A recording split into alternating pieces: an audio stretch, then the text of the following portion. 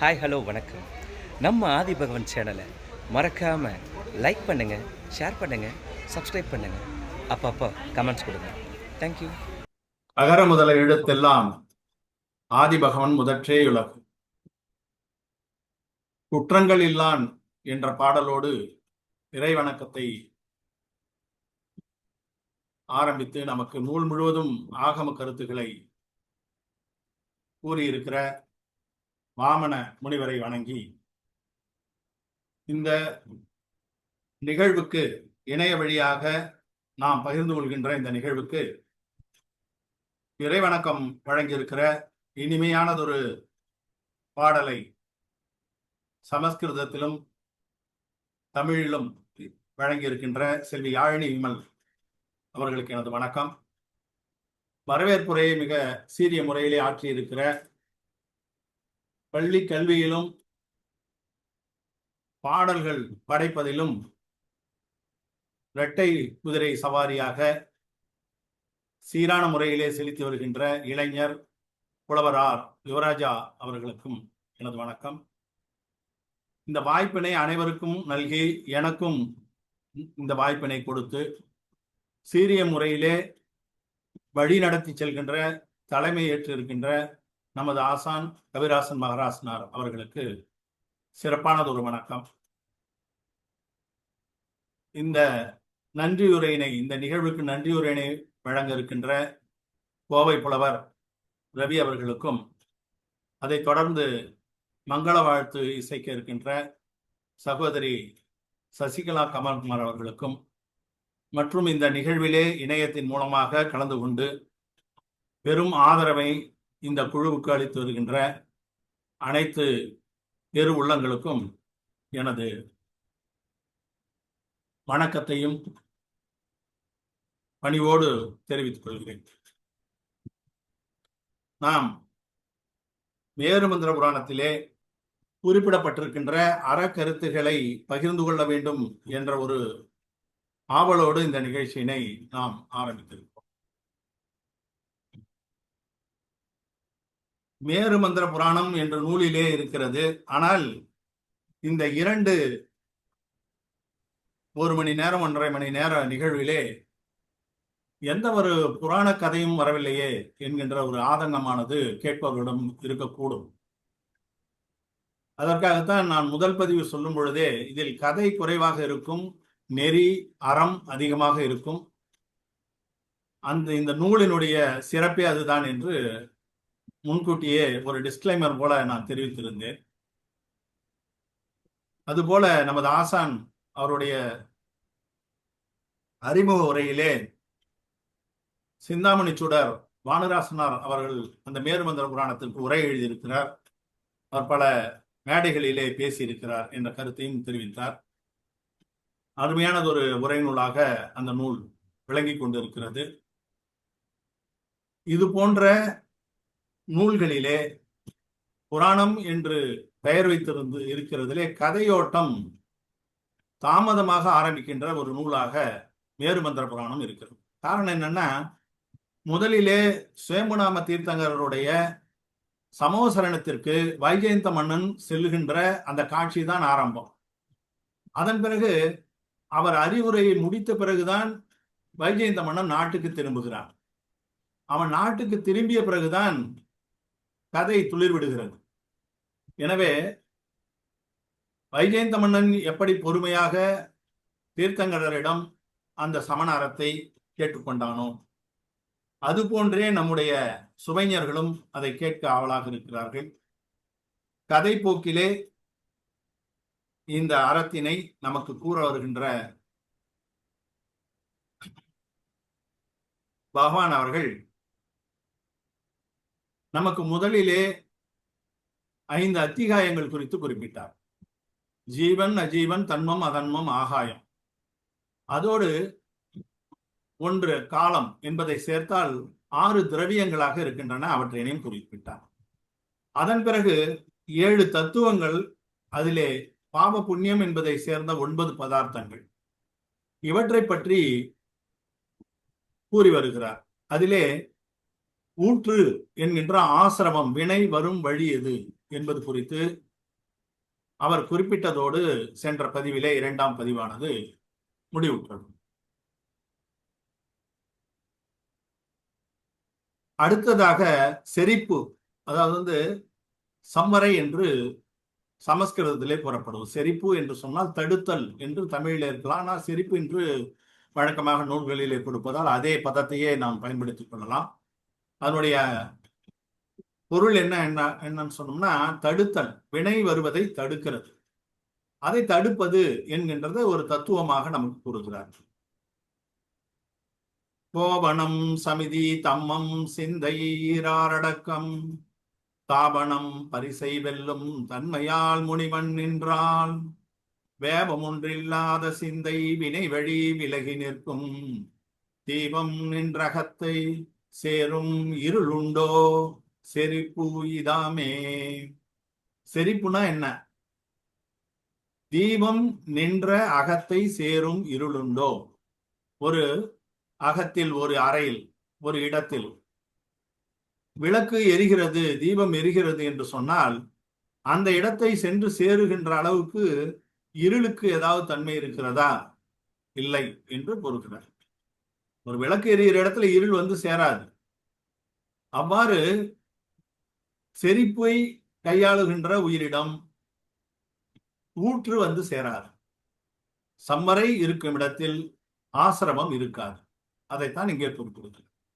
அப்ப அந்த சம்மரை என்கின்ற அந்த செரிப்பு, அதனுடைய தன்மை என்ன? கோபனம் சமிதி தம்மம் சிந்தையீராரடக்கம் தாபனம் பரிசை வெல்லும். இத்தனை விஷயங்களும் சொல்றார். கோபனம் என்பது குப்தி என்பதுடைய தமிழ் ஆக்கம்.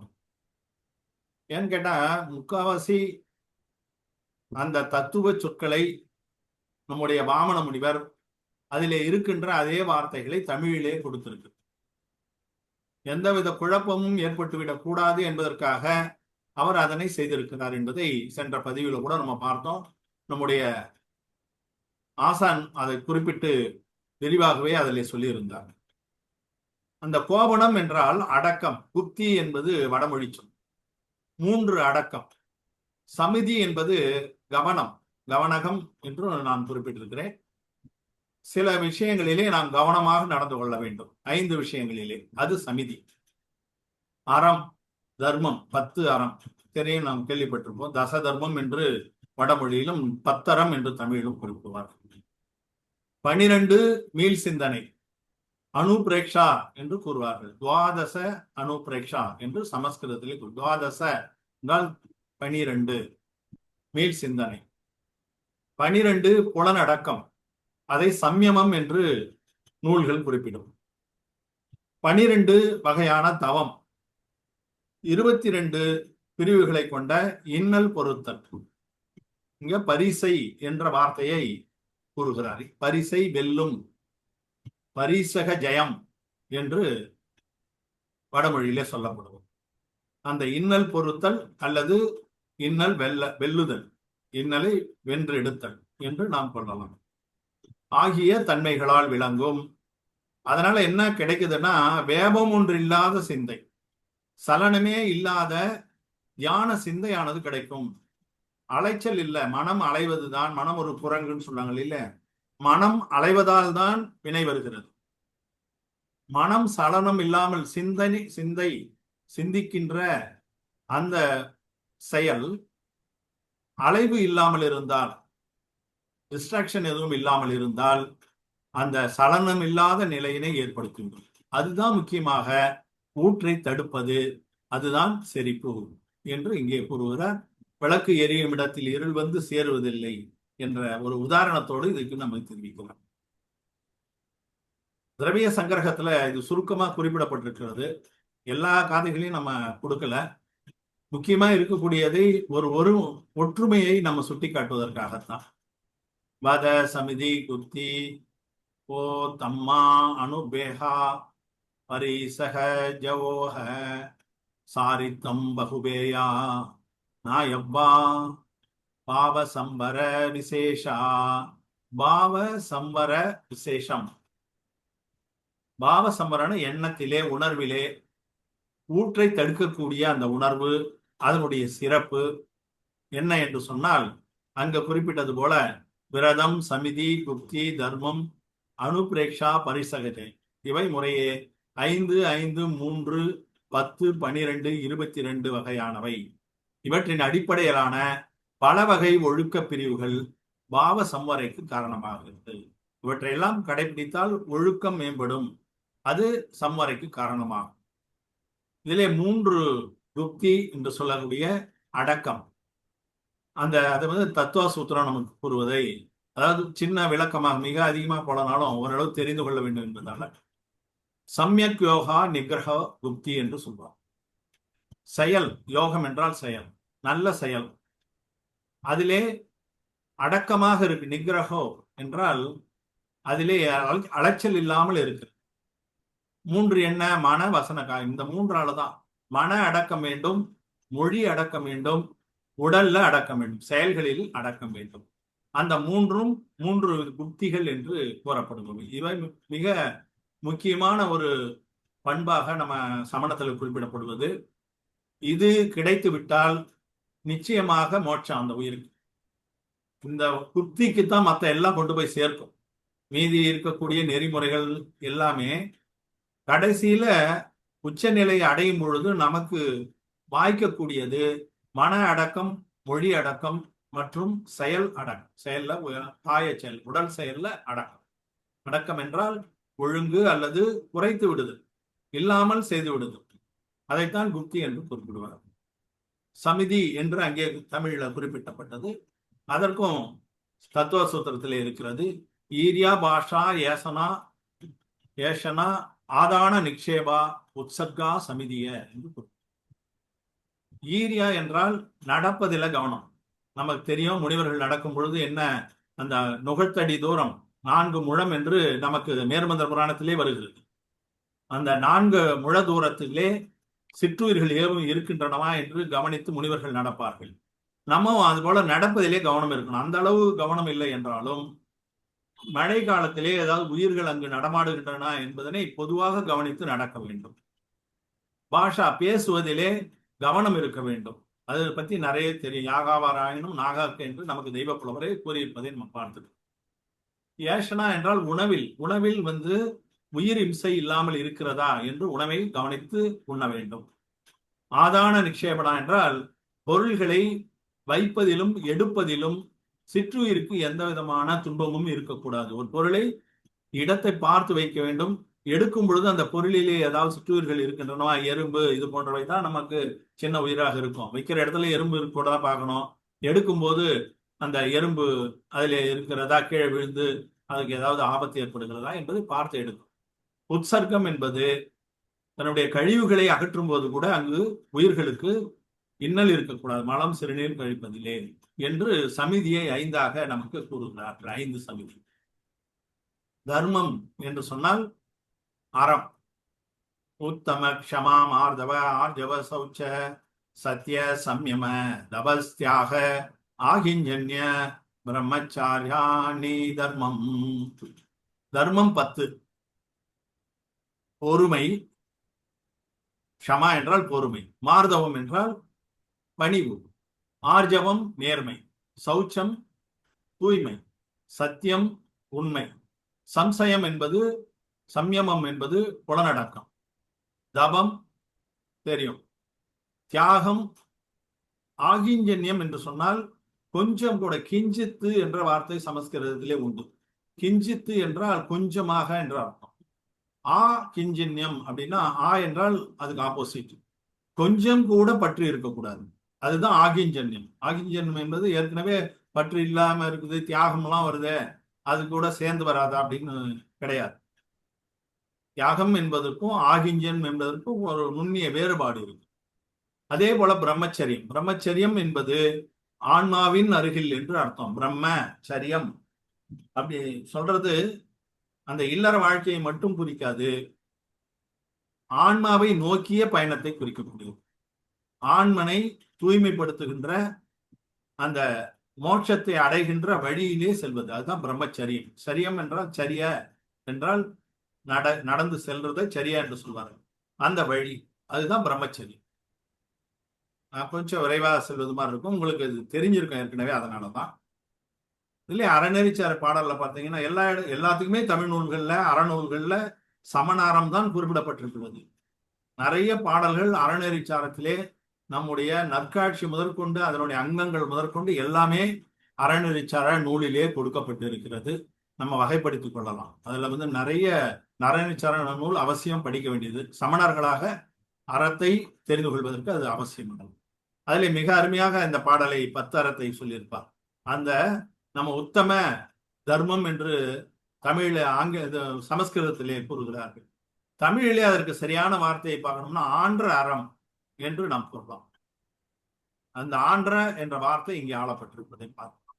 மெய்மை, பொறை உடைமை, மென்மை, தவம் அடக்கம், செம்மை, ஒன்று இன்மை, ஆகிஞ்சன்யம் ஒன்று இன்மை, துறவு உடைமை, நன்மை, திறம்பா விரதம் தரித்தலோடு இன்ன அறம் 10 ஆன்ற குணம். இந்த அறம் 10 ஆன்ற குணம் பெரும்பாலான நூல்கள்ல, தமிழ் நூல்கள் நானும் பார்த்த வரைக்கும் பதிப்பிச்ச நூல்கள்ல மெய்மை, பொறையுடைமை, மேன்மை என்று வந்திருக்கிறது. ஆனா அது உண்மையிலே மென்மை தான் வரணும். ஏன்னா அந்த பணிவு என்கின்ற அந்த ஆர்ஜவம் என்கின்ற அந்த தர்மத்தை குறிக்கக்கூடியது. நூல்கள் ஏதாவது மென்மைன்னு இருக்கலாம், நான் பார்த்த வரைக்கும் மேன்மை என்று வருகிறது. அந்த மேன்மை என்பதன நம்ம மென்மை என்று தான் எடுத்துக்கொள்ள வேண்டும். இதற்கு எதற்காகனா, நம்ம அந்த அறநெறிச்சார நூலாக அதிலே நமக்கு சமண அறம் முழுவதுமாக கொடுக்கப்பட்டிருக்கிறது, நம்ம பார்க்கலாம். அதே அந்த அனுப்பிரேக்ஷாவை கூட 12 வகையாக கூறப்பட்டிருக்கிறதை நம்ம பார்க்கலாம். அதாவது மீள் சிந்தனை என்று கூறுவார். இதை நம்ம படிச்சிருப்பீங்க. அதனால நம்ம தத்துவ சூத்திரத்துல 308வதுன்றதை எடுத்துக்காட்டுவதற்காகத்தான் இது.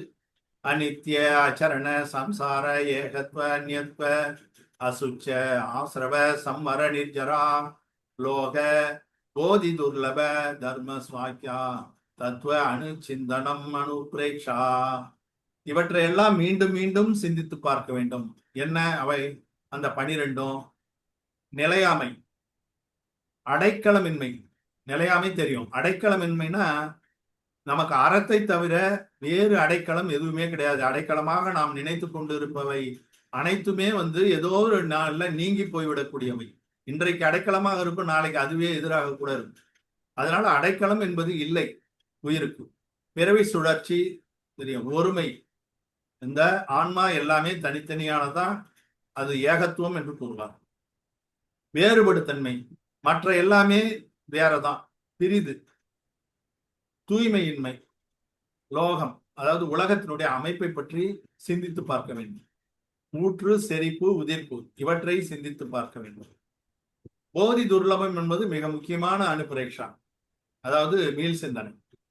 அறிவு பெறல் அரிது என்று தமிழில் கொடுப்பார்கள். அதாவது அறிவு, இந்த மோட்ச மார்க்கத்தை நோக்கி அறிவு கிடைக்கக்கூடியது ஒரே ஒரு பிறவியில் தான், அது மனித பிறவி. வேறு பிறவிகளில் ஓரளவுக்கு இருந்தாலும் கூட மோட்சத்தை அடைய முடியாது. அந்த அறிவை முழுமையாக பெறுகின்ற அந்த பிறவியாக இருப்பது மனித பிறவி. அதைத்தான் மனித பிறவியிலே பிறப்பதை மிகப்பெரிய பேராக கூறுகிறார்கள். அதனால அது மிகவும் துர்லபமானது. அதை பெறுவது அரிது. அரிது என்று ஏன் சொல்கிறார் என்று சொன்னால், அது அரிதாக இருக்கிறது, அதை ஒழுங்காக பயன்படுத்திக் கொள்ளுங்கள் என்ற அர்த்தத்தில் தான் நூல் இதில் கூறப்பட்டது. கிடைக்காதுன்னு அர்த்தம் இல்லை, கிடைத்திருக்கிறது, அது அரிய பொருள், அதை நீங்க சரியான முறையில பயன்படுத்திக் கொள்ள வேண்டும் என்பதற்காகத்தான். அதுக்கு அடுத்தது தர்மம் என்கின்ற அறம். இந்த 10ம் அந்த மேல் சிந்தனை என்று கூறப்படுகிறது. ஜீவ சம்போதனை என்ற அந்த நூலிலே கூட இது வருகிறது. நில்லாமை யாதும் சரணின்மை யோக நிலை, கொல்லா தடுமாற்றின் லோகம், கொல்லா சம்வரையே நிஞ்சரை கோள் தர்மம், தொடர்போதி 6:2 தொக்கு 12. இந்த ஜீவ சம்போதனை நூலை இங்க குறிப்பிடுகிறேன்னா, இது ஒரு சம்பு என்று சொல்வார்கள் வடமொழியில. நமக்கு பாட்டு உரையிடைப்பட்ட பாட்டு என்று சொல்வார்கள், இல்ல பாட்டு இடைப்பட்ட உரை நூல் சொல்லுவாங்களா, ஏதோ ஒரு பேர் உண்டு. செய்யுள் வரும், தமிழ் செய்யுள் இந்த மாதிரி வரும். அதன் பிறகு உரைநடை வரும். இதுக்கு அர்த்தமா வராதது இதனுடைய தொடர்ச்சியாக வரும். இதனுடைய பொருளையும் கூறும், அதன் பிறகு அடுத்த நிகழ்வுகளையும் கூறிக்கொண்டே செல்லும். அந்த அரிய ஒரு நூலாக ஜீவ சம்போதனை பேரே பார்த்தா நம்ம வடமொழி நூல் ரொம்ப நாளா அதை எடுக்கல. அப்புறம் நம்ம பல விஷயங்களை பார்க்கும்போது பார்த்தா நல்ல தூய தமிழிலே எடுக்கப்பட்டிருக்கின்ற நூல் தான். அந்த பிற்காலத்திலே 10ஆம் நூற்றாண்டுக்கு பிறகு வந்த நூலாக இருப்பதனால் அந்த சம்வரை நிர்ஜரை என்ற வார்த்தைகள் எல்லாம் அப்படியே தமிழிலே கொடுத்திருக்கிறார்கள். அதையும் நம்ம தெரிந்து கொள்ள வேண்டும். இந்த அறமெல்லாம் இதிலே வருகின்றன என்பதை சுட்டிக்காட்டுவதற்காகத்தான் இந்த இது. மேருமந்திர புராணத்திலே பிற இடங்கள்ல மற்ற இடங்கள்ல வருது. இப்ப நான் சொல்ற விஷயங்கள் எல்லாமே மிக விரிவாக பின்னாடி வருகின்ற சர்க்கங்களிலே கொடுக்கப்பட்டிருக்கிறது.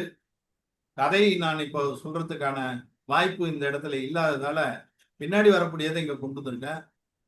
மேலவும் கொஞ்ச நாள் கழிச்சு வாய்ப்பு கிடைக்குமானால் எல்லா சர்க்கங்களையும் பார்க்கலாம். இப்ப அடுத்ததாக சஞ்சயந்தனுடைய முக்தி சர்க்கம், இது வைஜெயந்தன் முக்தி சர்க்கம்.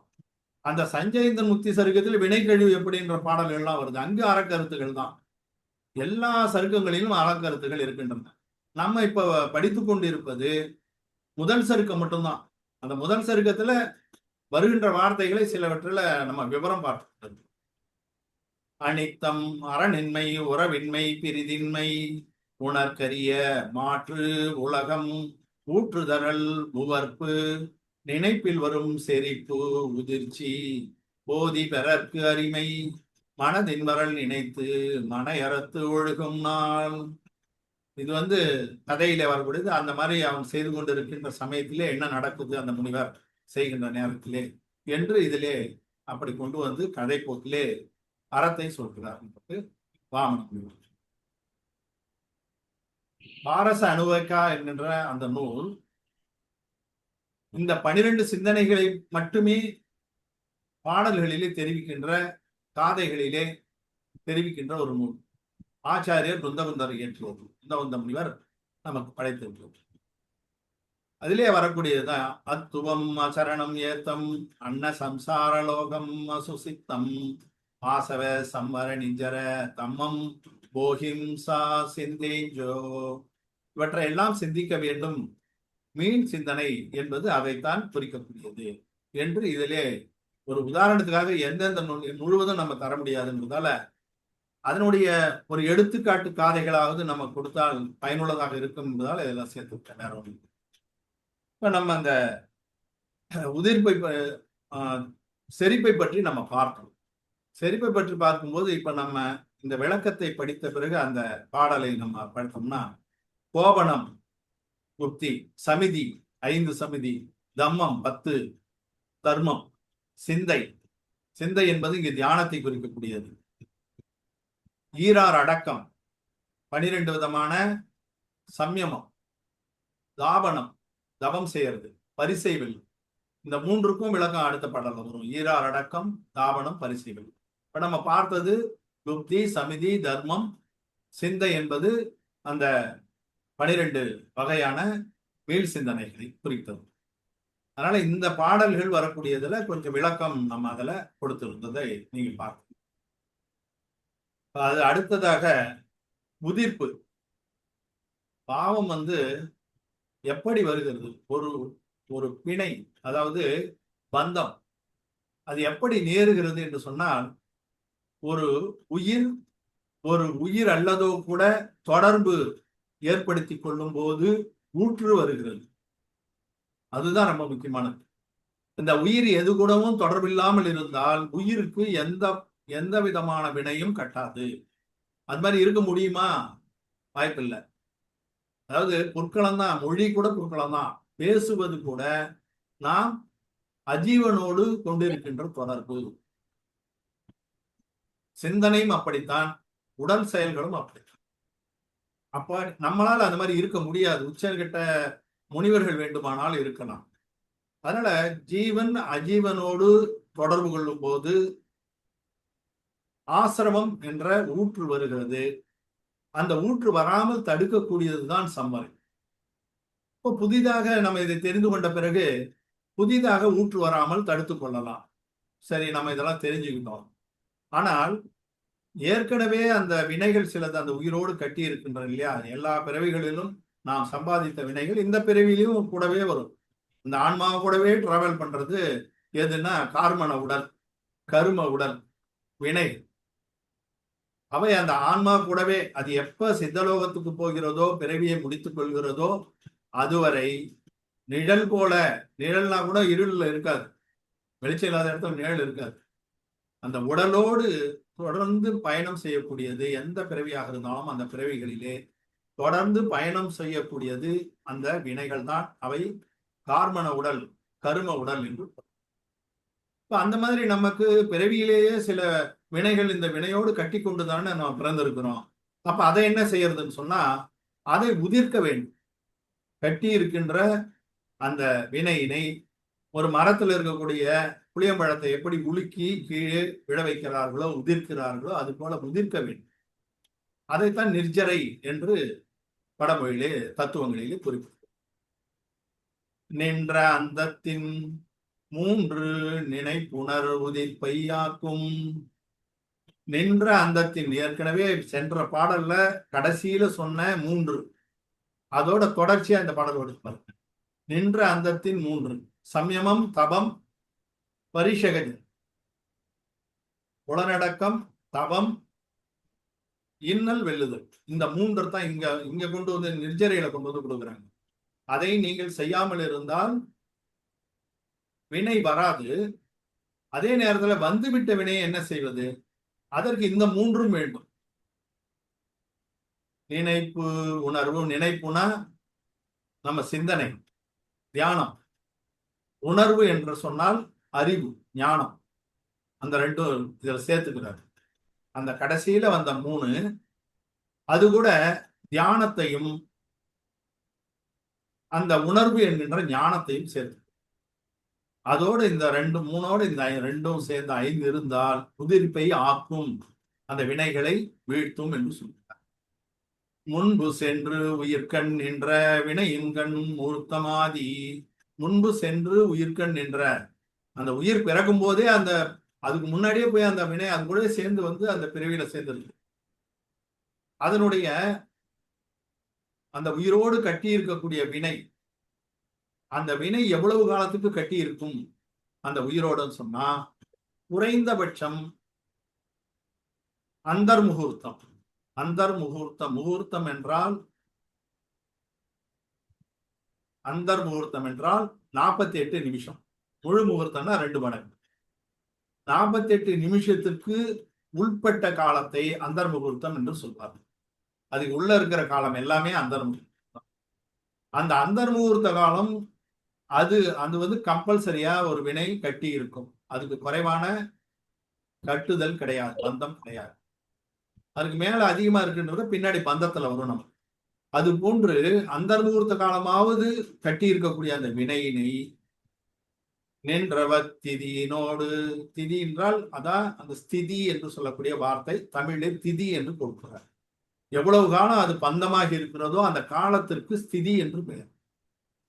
பயன் செய்யும் ஆற்றல் உயிக்கும். பயன் செய்யும் ஆற்றல் அனுபாகம் என்று சொல்வார். ஒரு வினையானது பயன் தரக்கூடிய ஒரு நிலைமை வந்துவிட்டால் அதை நாம் அனுபவிக்க வேண்டும். அது அப்படியே அந்த உயிரோட ஒட்டி மட்டும் இருக்கும், எந்த பயனும் கொடுக்காமல். அதை ஸ்திதி என்று சொல்வார். ஆற்றல் உய்க்கும் ஒன்றிய வகையினாலே கணம் தரும் உருவத்தாரோய். இந்த 12 செறிப்புக்காக முன்னாடி புறப்பட்ட 12 புலனடக்கம், 12 தவம், 22 இன்னல் பொறுத்தல், இவற்றோடு தர்ம சுக்ல தியானம், அதான் நினைப்பு என்ற வார்த்தை இருக்கு இல்லைங்களா, தியானம். அதே போல உணர்வு என்பது நல் ஞானம். அந்த அவையும் உதிர்ப்பை உண்டாக்கும். உயிரோடு முன்பு வந்து கட்டுற்றுள்ள எண்வகை வினைகளும் ஒரு முகூர்த்த முதலான அதுல இருந்து ஆரம்பிச்சு திதியுள்ள வினைகளின் பலன் தரும் ஆற்றலை கழிக்க செய்யும். அந்த வினைகளே உதிர்ந்து போகும், பலன் தராமலே கூட உதிர்ந்து போகும். அதுக்கு தனியா சொல்லுவாங்க, அபிபாக நிர்ஜரை என்று சொல்வார்கள். அந்த விளக்கம்லாம் இப்ப பின்னாடி நமக்கு மேர்மந்த புராணத்திலே வருது. இந்த இடத்துல நம்ம அவ்வளவு டீப்பா போக வேண்டிய அவசியம் இல்லை. அதனால அந்த பலன் தரும் ஆற்றலை கழிக்க செய்யும் என்றால் அந்த வினை உதிர்ந்து போகும். இவையெல்லாம் ஒருங்கிணைந்து கணந்தோறும் உதிர்ப்பை உண்டாக்கும். உதிர்ப்பு என்று வந்துவிட்டால், இந்த செயல்கள் தூய்மையாகிவிட்டால் வினைகள் எப்படி ஒரு சீலிங்ல இருந்து கீழே கொட்டுமோ அந்த மாதிரி கொட்டும்னு சொல்றாரு. பின்னாடி ஒரு இடத்துல சொல்றாரு நமக்கே வாமனாச்சாரியர். அதனால இந்த உதிர்ப்பு என்பதனை நெர்ஜரை வினையினை கழித்தல் என்று நாம் புரிகிறோம். அதுல இந்த பரீசக ஜெயம் என்ற 22 இருக்கு இல்லைங்களா, அதை நம்ம டீப்பா பார்க்க வேண்டியதில்லை. பொறுமையாக நூல்களிலே பார்த்து பசி, தாகம், குளிர்ச்சி, வெப்பம், கொசுக்கடி இதையெல்லாம் முனிவர்களுக்கு வரக்கூடிய இன்னல்கள். பிறந்த மேனியில இருக்கிறோன்ட்டு அந்த சங்கடம் இருக்கும் முனிவர்களுக்கு, அதுவும் இருக்கக்கூடாது. அது ஒரு இன்னல். அந்த இன்னலையும் ஜெயிக்கணும். அதே போல வெறுப்பு, பெண்ணாசை, நடக்கும்போது ஏற்படக்கூடிய இன்னல் அதையும் சமாளிக்கணும். உட்கார்ந்து இருக்கும் போது ஏற்படக்கூடிய இன்னல் நிஷத்யா, படுத்திருக்கும் போது ஏற்படக்கூடிய இன்னல்கள், உறுத்தல்கள், அதனால அவற்றையும் பொறுத்து கொள்ள வேண்டும். கடும் கோபம் வருவது கூடாது. அதே போல வேதனைகளை சகித்துக் கொள்ள வேண்டும். நாம் பிறரிடம் உணவு வாங்கி உண்ண வேண்டி இருக்கிறதே என்ற உணர்வு கூட அவர்களுக்கு வரக்கூடாது. யாசித்தல் என்கின்ற உணர்வும் ஒரு இன்னல் தான். அது கூட முனிவர்களுக்கு இருக்கக்கூடாது. அலாபம், நமக்கு அது கிடைக்கலையே இது கிடைக்கலையே என்ற எண்ணம், அதாவது அவங்க ரொம்ப ஆசைப்படுவது கிடையாது. இப்ப சொல்லும் பொழுது ஒரு விளக்கம் சொல்லும்போது சொல்லுவாங்க, அந்த பிச்சு கமண்டலம் 2 தான் உடைமை, அவங்களுடைய உடைமை. அதிலே கூட இது கிடைக்கலையே அது கிடைக்கலையேன்னு சொல்லிட்டு அவங்களுக்கு அந்த எண்ணம் வரக்கூடாது முனிவர்களுக்கு என்று சொல்றாங்க. நிறைய விளக்கம் இருக்கு, சுருக்கமாக அதை சொல்ல. அதே போல நோய், கிறிஸ்டஸ் சொன்னா முள் குத்துதல், ஏதாவது உறுத்தல் இருந்துச்சுன்னா, மலம், உடலிலே அழுக்கு, குளிப்பதில்லை, பல் துளக்குவதில்லை, அதனால வரக்கூடிய அழுக்கு, அதுவும் ஒரு இன்னல் தான். அதே போல சத்கார புரஸ்காரம் என்பது புகழ்ச்சி இகழ்ச்சியினால் அவர்களுக்கு எந்த விதமான மாறுபாடும் ஏற்பட்டு விடக்கூடாது. இழந்தாலோ புகழ்ந்தாலோ அவற்றை சமமாக அவர்கள் பாவிக்க வேண்டும். அது ஒரு இன்னல். பிரஞ்ஞா, அதிகம் அறிந்தவன் என்று எண்ணுவது கூட பாவத்தை கொண்டு சேர்த்து விடும். நமக்கு அதிகமா தெரியுதுன்னு ஒருத்தர் ரொம்ப ஞானஜி உள்ளவரு, நமக்கு தான் ஆகமம் அதிகமாக தெரியும் என்ற அந்த ஒரு உணர்வு கூட இருக்கக்கூடாது. அதே போல நமக்கு எல்லாருக்கும் தெரியுது, மற்றவங்க எல்லாம் நல்லா படிச்சிருக்கிறாங்க, நமக்கு எவ்வளவு படிச்சாலும் அது அந்த ஞானம் நமக்கு வரமாட்டேன் என்ற அஞ்ஞான எண்ணம் அதுவும் இருக்கக்கூடாது. அதுக்கப்புறம் அதர்சனம், நமக்கு ரித்தி கிடைக்கலையே, அதாவது மற்ற பார்த்தா சில பேருக்கு புகழ்ச்சி கிடைக்கிறது, சில முனிவர்களுக்கெல்லாம் அவங்க நினைத்ததை சாதிக்கக்கூடிய வல்லமை சில நேரம் வந்துடுது, அந்த மாதிரி நமக்கு வரலையே என்று நினைப்பதும் கூட ஒரு இன்னல். அதனால இந்த 22 பரிசை வெல்லல் என்ற அந்த பாடல்ல வந்தது இல்லைங்களா, அது அதர்சனம். அந்த அதர்சனத்தோடு கூடிய 22 இன்னல்களை வெற்றி கொள்ள வேண்டும். அது பரிசை ஜெயம். அடுத்தது கட்டுன்னு சொன்னா பந்தம் என்று சொல்லக்கூடியது. பந்தம் எதனால் ஏற்படுகிறதுனா, நாம் செய்கின்ற செயலால் தான் ஏற்படும். 3 விதத்தால நம்ம செயல் செய்கிறோம். நம்ம முதலே பார்க்கணும். மனம், மொழி, உடல், இவற்றால் நாம் செயல்களை செய்கிறோம். அதை யோகம் என்று கூறுவார். யோகமே பாவந்தானும் உடன் நின்ற உயிரின் யோகின் வேகத்தான் மூலமாகி விகற்பமாய் விரிந்த கந்தம். வேகத்தான் மூலமாகி, அதுதான் மூலம். அதனால என்ன கிடைக்குது? விகற்பமாய், பலவிதமாக விரிந்த கந்தம். கந்தம்னா மூலக்கூறு, நம்ம ஏற்கனவே பார்த்துட்டோம். வினைகள் மூலக்கூறாக இருக்கின்றன, ஸ்கந்தமாக இருக்கின்றன. அவை வினைகளாக சேர்கின்றன. அதே அந்த யோகத்தால என்ன செய்து, அந்த வினைகள் எல்லாம் உயிர் பிரதேசத்திலே சேர்கின்றன. உயிர் இருக்கின்ற அந்த இடத்திலே சேர்கின்றன. உயிரினுடைய இடம் எது? எந்த உடலை ஏற்றுக்கொண்டதோ அந்த உடல் முழுவதும் அந்த உயிரினுடைய இடம். அதனால அந்த பிரதேசத்திலே சேரக்கூடியது. ஒழிவின்றி ஒப்ப சென்றால், இதன்படி சென்று விட்டால், பாகமும் திதியும் மோக பாவத்தார் பந்தமாக. இதுல பார்த்தீங்கன்னா கலை சொற்களாக 4 சொற்களை இங்க கொடுக்கிறார். பந்தம், அந்த பந்தம் 4 விதமாக இருக்கின்றது.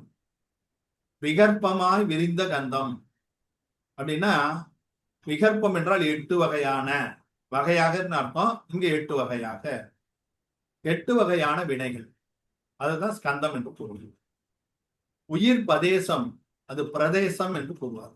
அங்கு வினை, வினைகளை சமஸ்கிருதத்திலே பிரகிருதி என்று கூறுவார்கள். 8 வகையான வினைகளை பிரகிருதிகள் என்று கூறுவார்கள். அதைத்தான் விகற்பமாய் விரிந்த கந்தம் என்று சொல்லுவார். பிரகிருதி பந்தம். அது பதேசம், அதனா பிரதேச பந்தம். எவ்வளவு இடத்தை அந்த வினைகள் எடுத்துக்கொள்கின்றனவோ அந்த இடம் பிரதேச பந்தத்துக்கு உட்பட்டது. அதற்கு அடுத்ததாக இங்க பாகம் கடைசி வரியில் இருந்து இல்லைங்களா, அனுபாகம் என்று சொல்வாங்க. பயன் தருதல். வினை ஒரு பயனை தருகிறது என்று சொன்னால் அந்த பயனால் இன்பம் விளையும் அல்லது துன்பம் விளையும். இந்த 2 தான் விளையும், வேற எதுவும் கிடைக்க போறதில்லை. அதை அனுபாகம். அது கொடுக்க கொடுக்க ஞானாவரணமாக இருந்தாலும் தர்சனாவரணமாக இருந்தாலும் அதனால் வரக்கூடிய அந்த பயன், அதுதான் பாகம் என்று, அனுபாகம் என்று வடமொழியில சொல்லக்கூடியது இங்க பாகமும் என்று குறிப்பிடுகிறார். ஸ்திதி ஏற்கனவே நம்ம பார்த்தோம். ஸ்திதி, ஸ்திதி என்றால் அந்த உயிரோடு அந்த வினை பந்தமாகி இருக்கக்கூடிய, கட்டுண்டு இருக்கக்கூடிய அந்த காலம். அப்ப 4 வகையாக இந்த பந்த பிரிவுகள் இருக்கின்றன.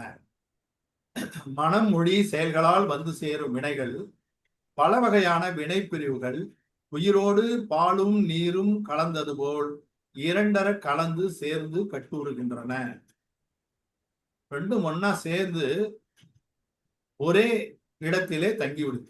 அவை பிரகிருதி பந்தம், பிரதேச பந்தம், அனுபாக பந்தம் மற்றும் ஸ்திதி பந்தம் என்று 4 பிரிவுகளாக இருக்கின்றன. பந்தத்தை பற்றி தெரிந்து கொள்வதில் இது ரொம்ப முக்கியமான ஒரு விஷயம். இங்க ஒரு வார்த்தை தான் கொடுக்குறாங்க, அந்த 4 வார்த்தைகளும் அவற்றை நாம் தெரிந்து கொள்வதற்காகத்தான் இதை பார்க்கணும். இது புலனடக்கம் ஏற்கனவே சென்ற இதோட சேர்ந்து வரணும், கொஞ்சம் தள்ளி வந்துச்சு போல ஸ்டில். புலனடக்கம் பாருங்க 12. இந்திரிய சம்யமம் 6, பிராணி சம்யமம் 6, தவம் அது போல புறத்தவம் அகத்தவம் என்று 6. இந்த இது கொஞ்சம் தெரிந்தது என்பதால் நம்ம ஸ்கிப் பண்ணிடுவோம்.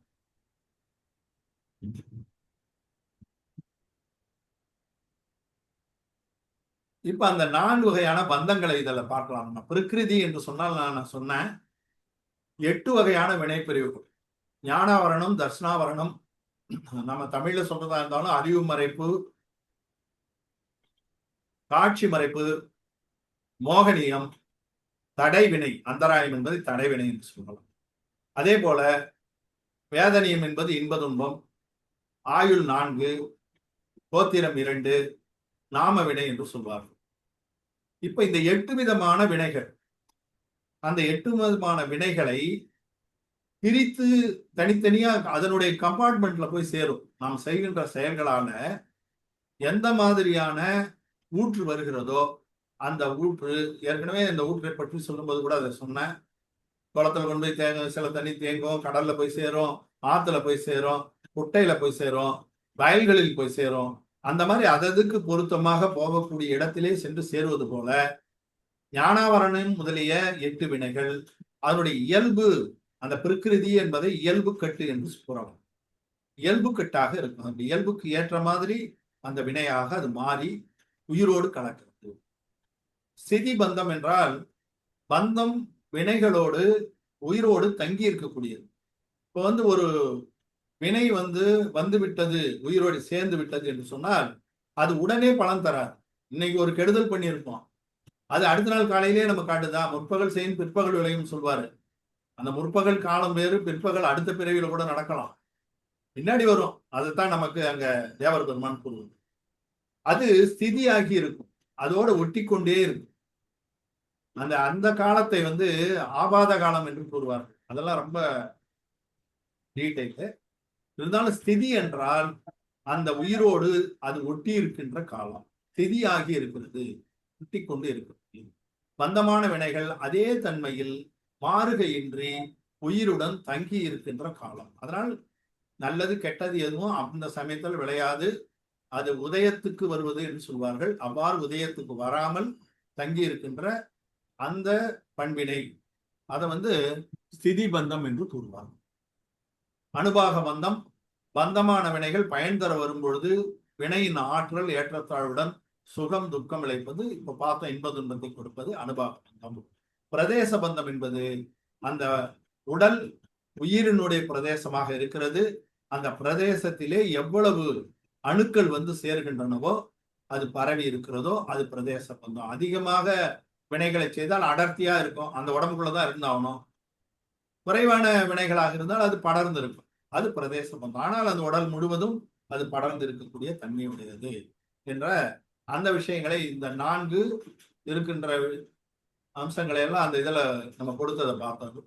விகற்பமாய் விரிந்த கந்தம் பிரகிருதி, பதேசம் பிரதேசம், பாகம் அனுபாகம், திதி ஸ்திதி என்ற அந்த 4 வகையான அவற்றை பற்றி நம்ம பார்ப்போம். இன்னும் கூட டீடைல் வருது, நேரம் எப்படி வருதுன்னு தெரியல.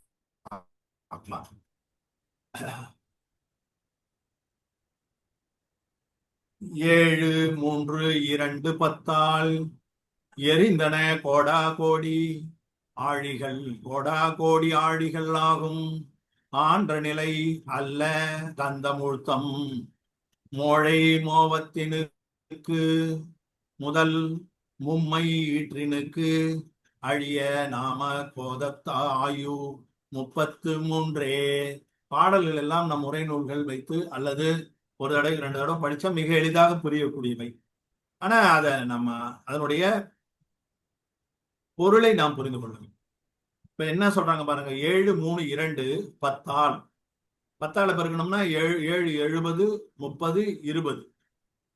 எரிந்தன கோடா கோடி ஆழிகள், கோடா கோடி ஆழினா கடல், கோடா கோடி கடல் காலம் பந்தமாகி இருக்கும் ஒரு உயிரோடு. எவ்வளவு? 70 கோடா கோடி கடல் ஆண்டு, 30 கோடா கோடி கடல் ஆண்டு, 20 கோடா கோடி கடல் ஆண்டு.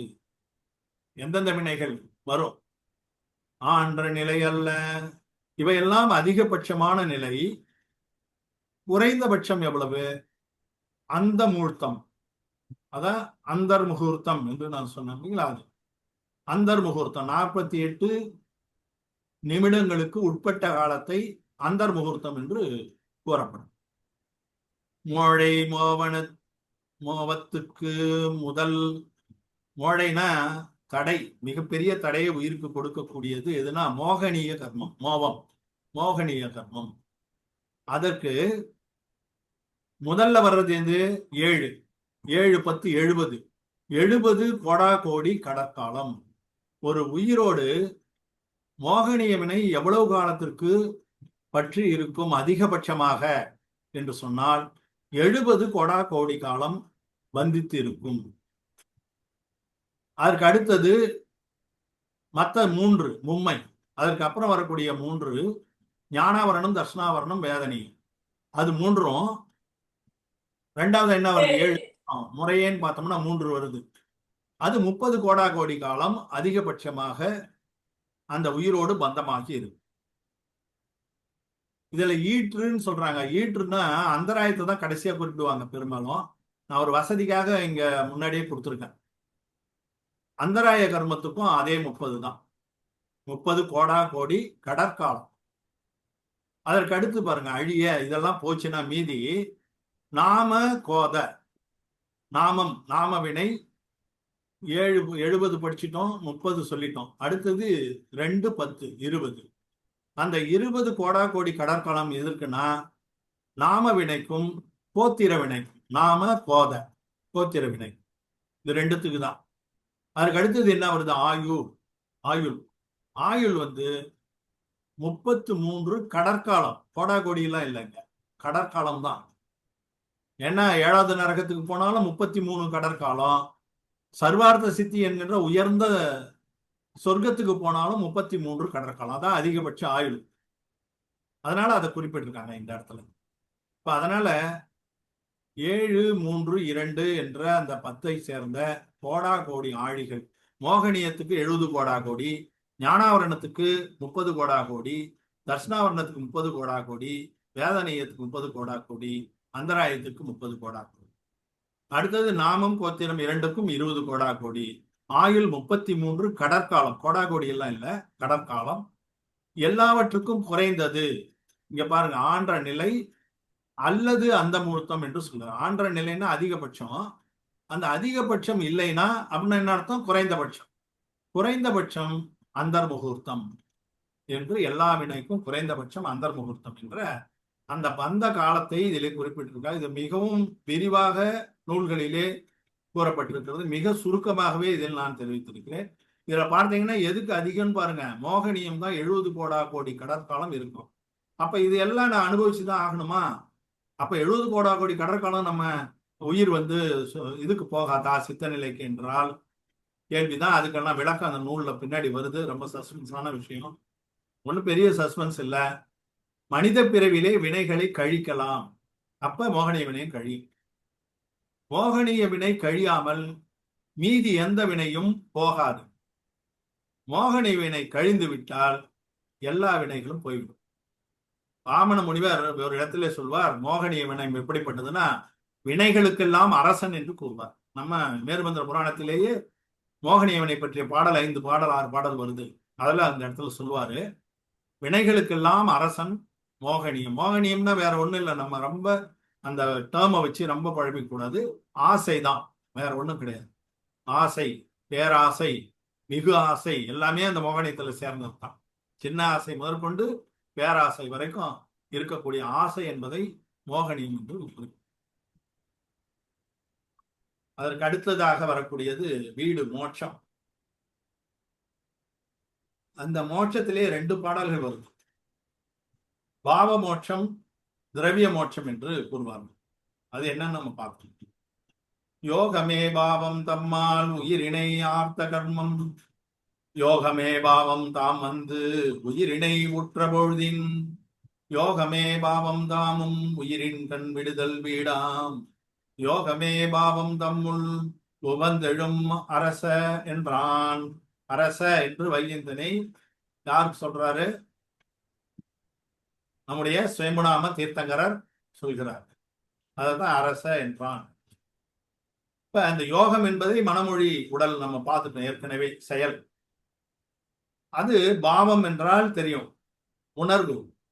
எல்லாமே வந்து முதல் உணர்வாக வரும், அப்புறம் தான் அது திரவியமாக மாறும். ஒரு செயலை செய்யும் போது முதல்ல அந்த செயலை செய்ய வேண்டும் என்ற எண்ணம் ஏற்படும், உணர்வு வரும். அதுதான் முதல் கட்டம். அடுத்ததாக செய்வோம். இப்ப அந்த 2 பிரிவுகள் இருக்கின்றன. எல்லா இடத்துலையும் பாத்தீங்கன்னா அந்த 2 பிரிவு உண்டு. ஒண்ணு உணர்வு, 2வது அதனால் வரக்கூடிய இந்த 3 யோகங்களால் செய்யக்கூடிய யோகம். அதனால முதல்ல அந்த உணர்வு என்பது பாவம் என்று வடமொழியில் சொல்வார்கள், பாவம். அதனால அந்த பாவம் என்பது மிக முக்கியமானது. யோகம் என்பது அதை தொடர்ந்து வருவது. அதைத்தான் இந்த இடத்துல அந்த வார்த்தைகளால பாவமும் யோகத்தையும் ஒன்னா சேர்த்து ஒரு கவிநயத்தோடு நமக்கு கொடுத்திருக்க. இந்த கவிநயங்களுக்கு உள்ளெல்லாம் போனோம்னா அது இன்னும் மிக விரிவாக போய்விடும். நிறைய விஷயங்கள் இருக்கு. நம்ம அறத்தை, அதாவது நெறிகளை தெரிந்து கொள்ள வேண்டும் என்ற ஆவலோடு கொஞ்சம் சுருக்கமாகவே நம்ம போறோம். அதனால உயிரினை ஆர்த்த கர்மம், இந்த உடம்போடு ஒட்டி இருக்கிற அந்த கர்மமானது, அந்த யோகமும் பாவமும் தான் வந்து உயிரினை உற்ற பொழுதின், உயிரோடு சேர்ந்து இருக்கின்ற அந்த பொழுதிலே அந்த யோகமும் பாவமும் உயிரின் கண் விடுதல் வீடாம். உயிரை விட்டு நீங்குவது எது? உணர்வும் செயலும். 2ஆ பிரிச்சே சொல்றாரு பாருங்க. அதுதான் நமக்கு பல இடங்களில அந்த சந்தேகம் எல்லாம் பல நூல்களை வந்துடுச்சு. ஆனா இந்த நூல்ல அந்த சந்தேகத்துக்கு இடம் இல்லை, ஐயப்பாட்டுக்கு இடம் இல்லாமல் 2த்தையும் சொல்றாரு இந்த இடத்துல. உயிரின் கண் விடுதல் வீடாம், அதை விட்டு விடுவதுதான் வீடு, வேற ஒன்றும் இல்லை. எல்லா வினைகளும் போய்விட்டால் அப்போது கிடைப்பது வீடு. யோகமே பாவம் தம்முள் வந்து எழும். அதனால் தவம் செய்யும் போது அது அந்த மோகமும் பாவமும் தம்முள் உகந்து எழும். மனமொழி உடல் இவற்றின் நல்ல தீய செயல்களால் வினைகள் உயிரோடு கட்டுறுகின்றன. அந்த 3 செயல்களின் நல்ல பாவனைகள் உயிரினை சேரும் பொழுது அதன் விளைவால் வினைகள் அழிகின்றன. நல்ல பாவனைகள் உயிரினை வந்து சேருகின்ற போது அந்த வினைகள் அழிகின்றன. அப்போது வீடு, உணர்வு வீடு பேரு, பாவ மோட்சத்தை பெறும்.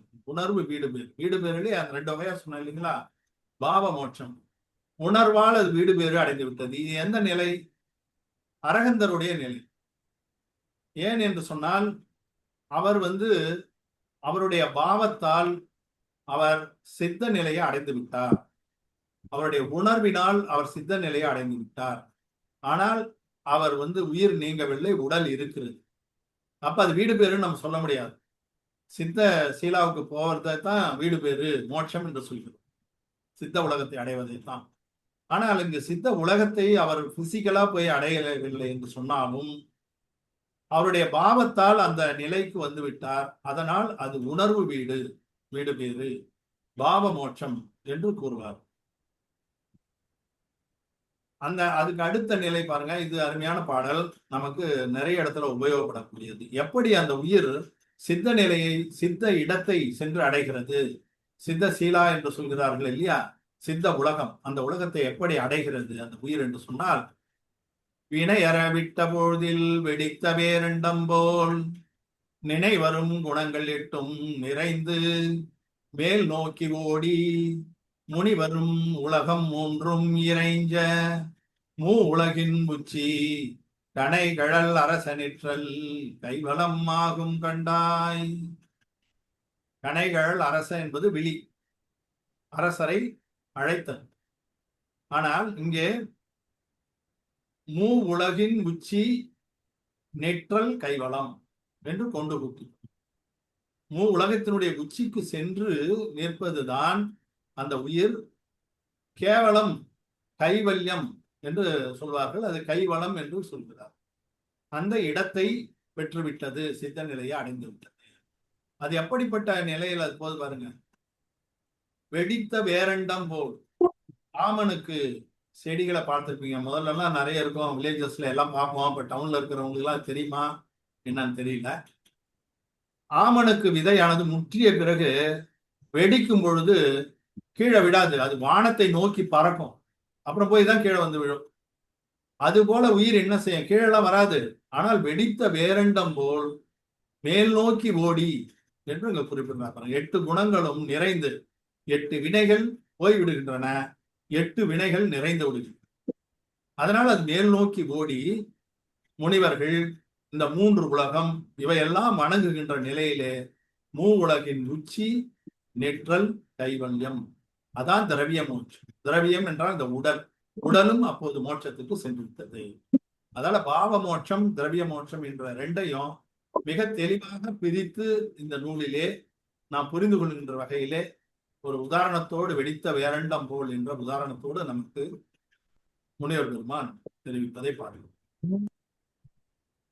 அது அப்படியே திரவிய சங்கரத்துல சுருக்கமா சொல்லுவேன். சவ்வச கம்மோனோ ஜோ கயஹேது அப்பனோஹு பரிணாமோ. பரிணாமம் என்றால் உணர்வு. நேயோச பாவமுக்கோ, பாவமுக்கோ என்றால் பாவ மோட்சம். தவ்வ விமுக்கோ, தவ்வ என்றால் திரவிய, விமுக்கோ சிறந்த மோட்சம். அது முடிவடைஞ்சிருது. அதனாலதான் வி என்ற வார்த்தையை சொல்கிறார், சிறந்த என்ற வார்த்தையை அங்க ஆச்சாரியர் போடுகிறார், நேமிச்சந்திரன். தவ்வ முக்கோய கம்ம புகபாவோ, கர்மங்கள்லாம் அழிந்தவுடன் பாவ மோட்சம் கிடைக்கிறது, அதன் பிறகு திரவிய மோட்சமும் வந்து சேர்கிறது என்று. நம் திரவிய மோட்சம் என்று சொன்னால் அந்த ஞானாவரணம் முதலில் அந்த 8 வினைகள் சுத்தமாக போய் அந்த உடல் மேற்கொண்டு சென்று அடைந்து விடுது, அதுதான் திரவிய மோட்சம். நம்ம தீர்த்தகரர் தன்னுடைய போதனைகளை வைஜெயந்த மன்னருக்கு முடித்து விட்டார். இந்த கட்டத்திலே அவர் என்னென்ன கூறினார்? அத்திகாயங்கள் 5, நிலைப்பொருள்கள், உலகத்திலே இருக்கக்கூடிய நிலைப்பொருள்கள் 5.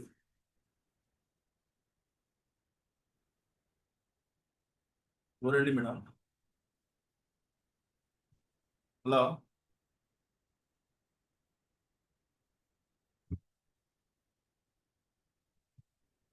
நிலைப்பொருள்கள், நிலையாக இந்த உலகத்தில் இருக்கக்கூடிய பொருள்கள் 5. ஜீவன், அஜீவன், தன்மம், அதன்மம், ஆகாயம். அதோடு காலம் என்கின்ற ஒரு திரவியம் சேர்ந்து விட்டால் 6 திரவியமாக மாறிவிடுவது. அந்த 2 காலமும் பக்கத்தில் பதில் கொடுத்துருக்காங்க. தத்துவங்கள் 7, ஜீவன், அஜீவன், ஊற்று, கட்டு, செறிப்பு, உதிர்ப்பு, மோட்சம். இவற்றோடு பாவம் புண்ணியம் என்ற 2 சேர்ந்து விட்டால் அதனால் வரக்கூடியது பதார்த்தம் 9. ஹலோ, ஆமா, ஒரு மீட்டிங்ல இருக்கேன். கொஞ்ச நேரம் கழிச்சு பேசவா?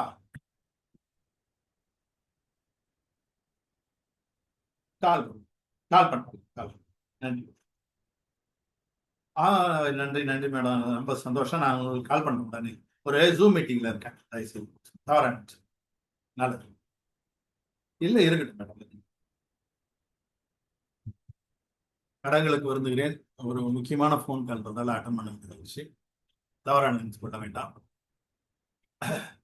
அதுபோல 5, 6, 7, 9 என்பதனை நாம் எப்போதுமே நினைவில் வைத்துக் கொள்ள வேண்டியது மெய்ப்பொருள்கள் குறித்த தகவல்கள். இவற்றை முழுமையாக இந்த முதல் அத்தியாயத்திலே நமக்கு பகவான் கூறியிருக்கிறார். வைஜெயந்த மன்னனுக்கு கூறுவது போல நமக்கு முனிவரர் எடுத்து கூறியிருக்கிறார். அவ்வாறு கூறியிருக்கின்ற அந்த பொருள்கள் முக்கியமா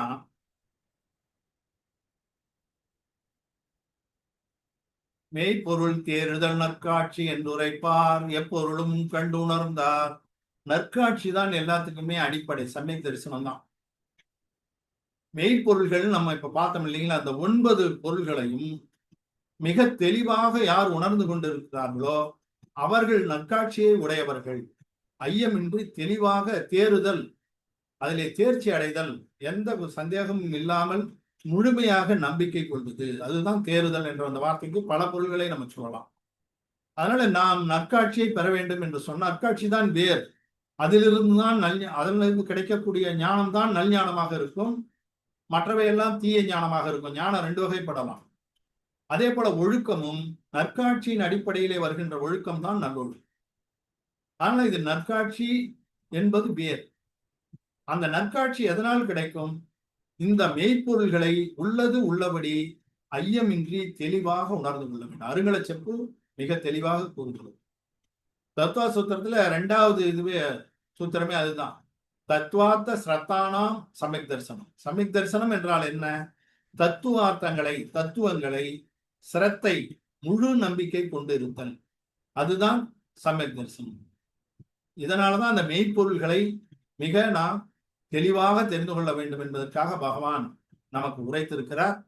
அது நமக்கு முனிவரர் மூலமாக வைஜெயந்தனுக்கு கொடுக்கப்பட்டது போல் நமக்கு கொடுக்கப்பட்டிருக்கிறது. இதை கேட்டவுடனே ஒரு தெளிவு பிறந்து விடுகிறது வைஜெயந்தனுக்கு. உரைத்த இப்பொருளின் மெய்மை உணர்வது நல்ல ஞானம், உரைப்பற தெளிதல் காட்சி, பொருந்திய இரண்டும் ஒன்றில் தரித்தல் நல் ஒழுக்கம் ஆகும். சாற்றிய மூன்றும் ஒன்றில் விரை பொலி தாரோய் வீட்டின் மெய் நெறியாவதாமே. விரை பொலி தாரோய், விழி, அவர் அழைப்பது போன்ற வீட்டின் மெய் நெறி, உண்மையான நெறி எது? உரைத்த இப்பொருளின் இந்த மாதிரி நான் சொல்லியிருக்கிற அந்த மெய்ப்பொருள்கள் இருக்கின்றன இல்லையா, அதனுடைய மெய்மையை, அதனுடைய உண்மைத்தன்மையை உணர்வது நல்ல ஞானம். உரைப்பற தெளிதல், எந்த ஐயப்பாடும் இல்லாமல் ஐயம் திரிவர தெரிந்து கொள்ளுதல், தெளிவாக தெரிந்து கொள்ளுதல் காட்சி. பொருந்திய இரண்டும் ஒன்றில், இந்த ரெண்டும் ஒன்றா சேர்ந்து அதன் மூலமாக நாம் ஒழுக்கத்தை தரித்தால் அது நல்லொழுக்கம். இந்த மூன்றும் சேர்ந்தால்தான் வீடு. எப்பயுமே இந்த 3ஐ மும்மணி என்றுதான் சொல்வார்கள். பன்மையில கூட சொல்லக்கூடாது, மும்மணிகள் என்று சொல்லக்கூடாது. ஏன் 3ன்னு வருத, பன்மை தானே சொல்லணும், விகுதின்னு அப்படியெல்லாம் நம்ம இலக்கணம் இங்க பார்க்க கூடாது. ஏன்னு கேட்டா இது 3ம் சேர்ந்தால்தான் அது மணி. மும்மணி என்று சொல்வது என்னன்னா, அதுல 3 மணிகள் இருக்கின்றன என்பதை விவகார நயத்தோடு சுட்டி காட்டுவதற்குத்தான் அப்படி சொல்றாங்களே தவிர, அதுபோல நல்ல ஞானம், காட்சி, நல்லொழுக்கம், இந்த 3ம் ஒன்றில் ஒன்றாக சேர்ந்து கொண்டே ஒன்றை கலந்து விட்டால் அதுதான் வீட்டினுடைய என்று சொல்ல உடனே வைஜெயந்த மன்னனுக்கு ஒரு முடிவு ஏற்பட்டு விடுகிறது. நாம இதை நிறைவேற்ற வேண்டும் என்ற ஆவல் ஏற்பட்டு விடுகிறது. நாடுக்கு திரும்புகிறார். அவன் நாட்டுக்கு திரும்பின உடனே அவனுடைய மகன்கள் சஞ்சயந்தன், ஜெயந்தன். சஞ்சயந்தனுக்கு திருமணமாகி ஒரு ஆண் மகவு இருக்கிறான். அவனுடைய பெயரும் தாத்தா பெயர் தான் வைஜெயந்தன். இப்பெல்லாம் நம்ம வைக்கிறோம் இல்லையா, அந்த காலத்துல இருந்து அது தொண்டு தொட்டு அதுதான் வருது. இப்ப அதிகமா வைக்கிறது இல்லை, இருந்தாலும் அதுதான் முறை, பாரம்பரியம். அதனால 2 மகன்களையும் அழைத்து அவர் சில பூர்ண அறைகளை பற்றி சொல்லும் பொழுது, சிலவற்றை அவர் விளக்கமாக சொல்கிறார். அவர் புரிந்து கொண்டவற்றை சற்று விளக்கமாக சொல்கிறார். இன்னும் ஒரு 1/4 மணி நேரம் இருக்கு. நம்ம இதை பெரும்பாலும் முடித்ததெல்லாம் கொஞ்சம் விரைவா போற மாதிரி தோன்றுகிறது. இருந்தாலும் ஏதாவது இருந்தா நீங்க சொல்லுங்க, அதுக்கு அந்த மாதிரி செய்யலாம். இல்ல சரியா போயிட்டு இருக்கு ஐயா, உங்க விருப்பம் ஐயா. ஆமா, நல்லது. தொடரலாம்.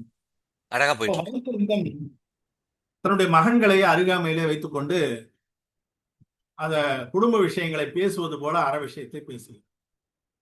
நமக்கு இந்த முனிவர் இந்த இடத்துல ஒரு விஷயத்தை வலியுறுத்துவதற்காக இந்த காட்சியை அமைத்திருக்கிறார். நம்ம வீட்டில் இருக்கக்கூடிய உலகியல் விஷயங்களை மட்டுமே நம்முடைய குடும்பத்தினரிடம் பேசுவது என்பது அது அவசியம்தான். அது இல்லறத்துல இருப்பவர்களுக்கு அது அவசியமான தேவையான ஒன்றுதான்.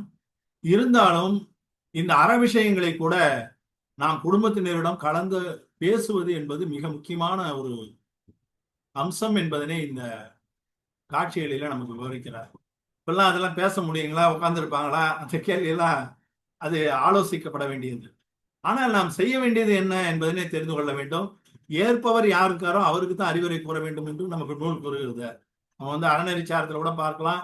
ஸ்ரீபுராணத்தினுடைய முகப்புல கூட சொல்லுவாங்க, யார் ஏற்றுக்கொள்கிறார்களோ அவர்களுக்கு தான் சொல்லணும். இப்ப பகவான் கூட ஸ்ரேணிகன் கேள்வி கேட்டாதான் பதில் சொல்லுவார். கணதரர் பகவான் இருந்து தான் வருது. அது திவ்யதுணி மூலமாகத்தான் கணதரர் எடுத்துரைக்கிறார். ஸ்ரேணிகன் பாத்திரம் எதுக்கு அங்க சொல்லிட்டு போலாம் இல்ல, இந்த மாதிரி அறம் இருக்கிறது என்று பகவான் சொல்லிவிட்டார் என்று கணதரர் நூலாக எழுதியிருக்கலாம், சொல்லியிருக்கலாம்.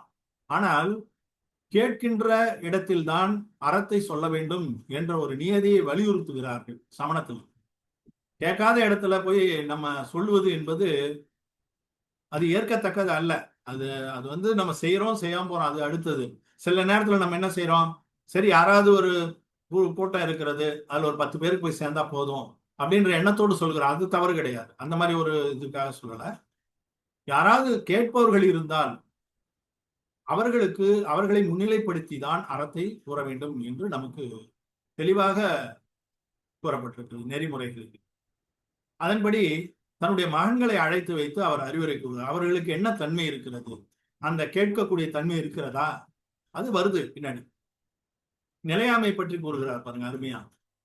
இளமையும் எழிலும் வானத்து இடுவெளின் நீண்டமாயும் வளமையும் கிளையும் வாரி புதியதன் வரவு போலும் வெளியிடை விளக்கின் வீயும் ஆயுவும் என்று வீட்டுக்கு உளபகல் ஊக்கம் செய்வார் உளன்வினால் பெரிய நீரார்.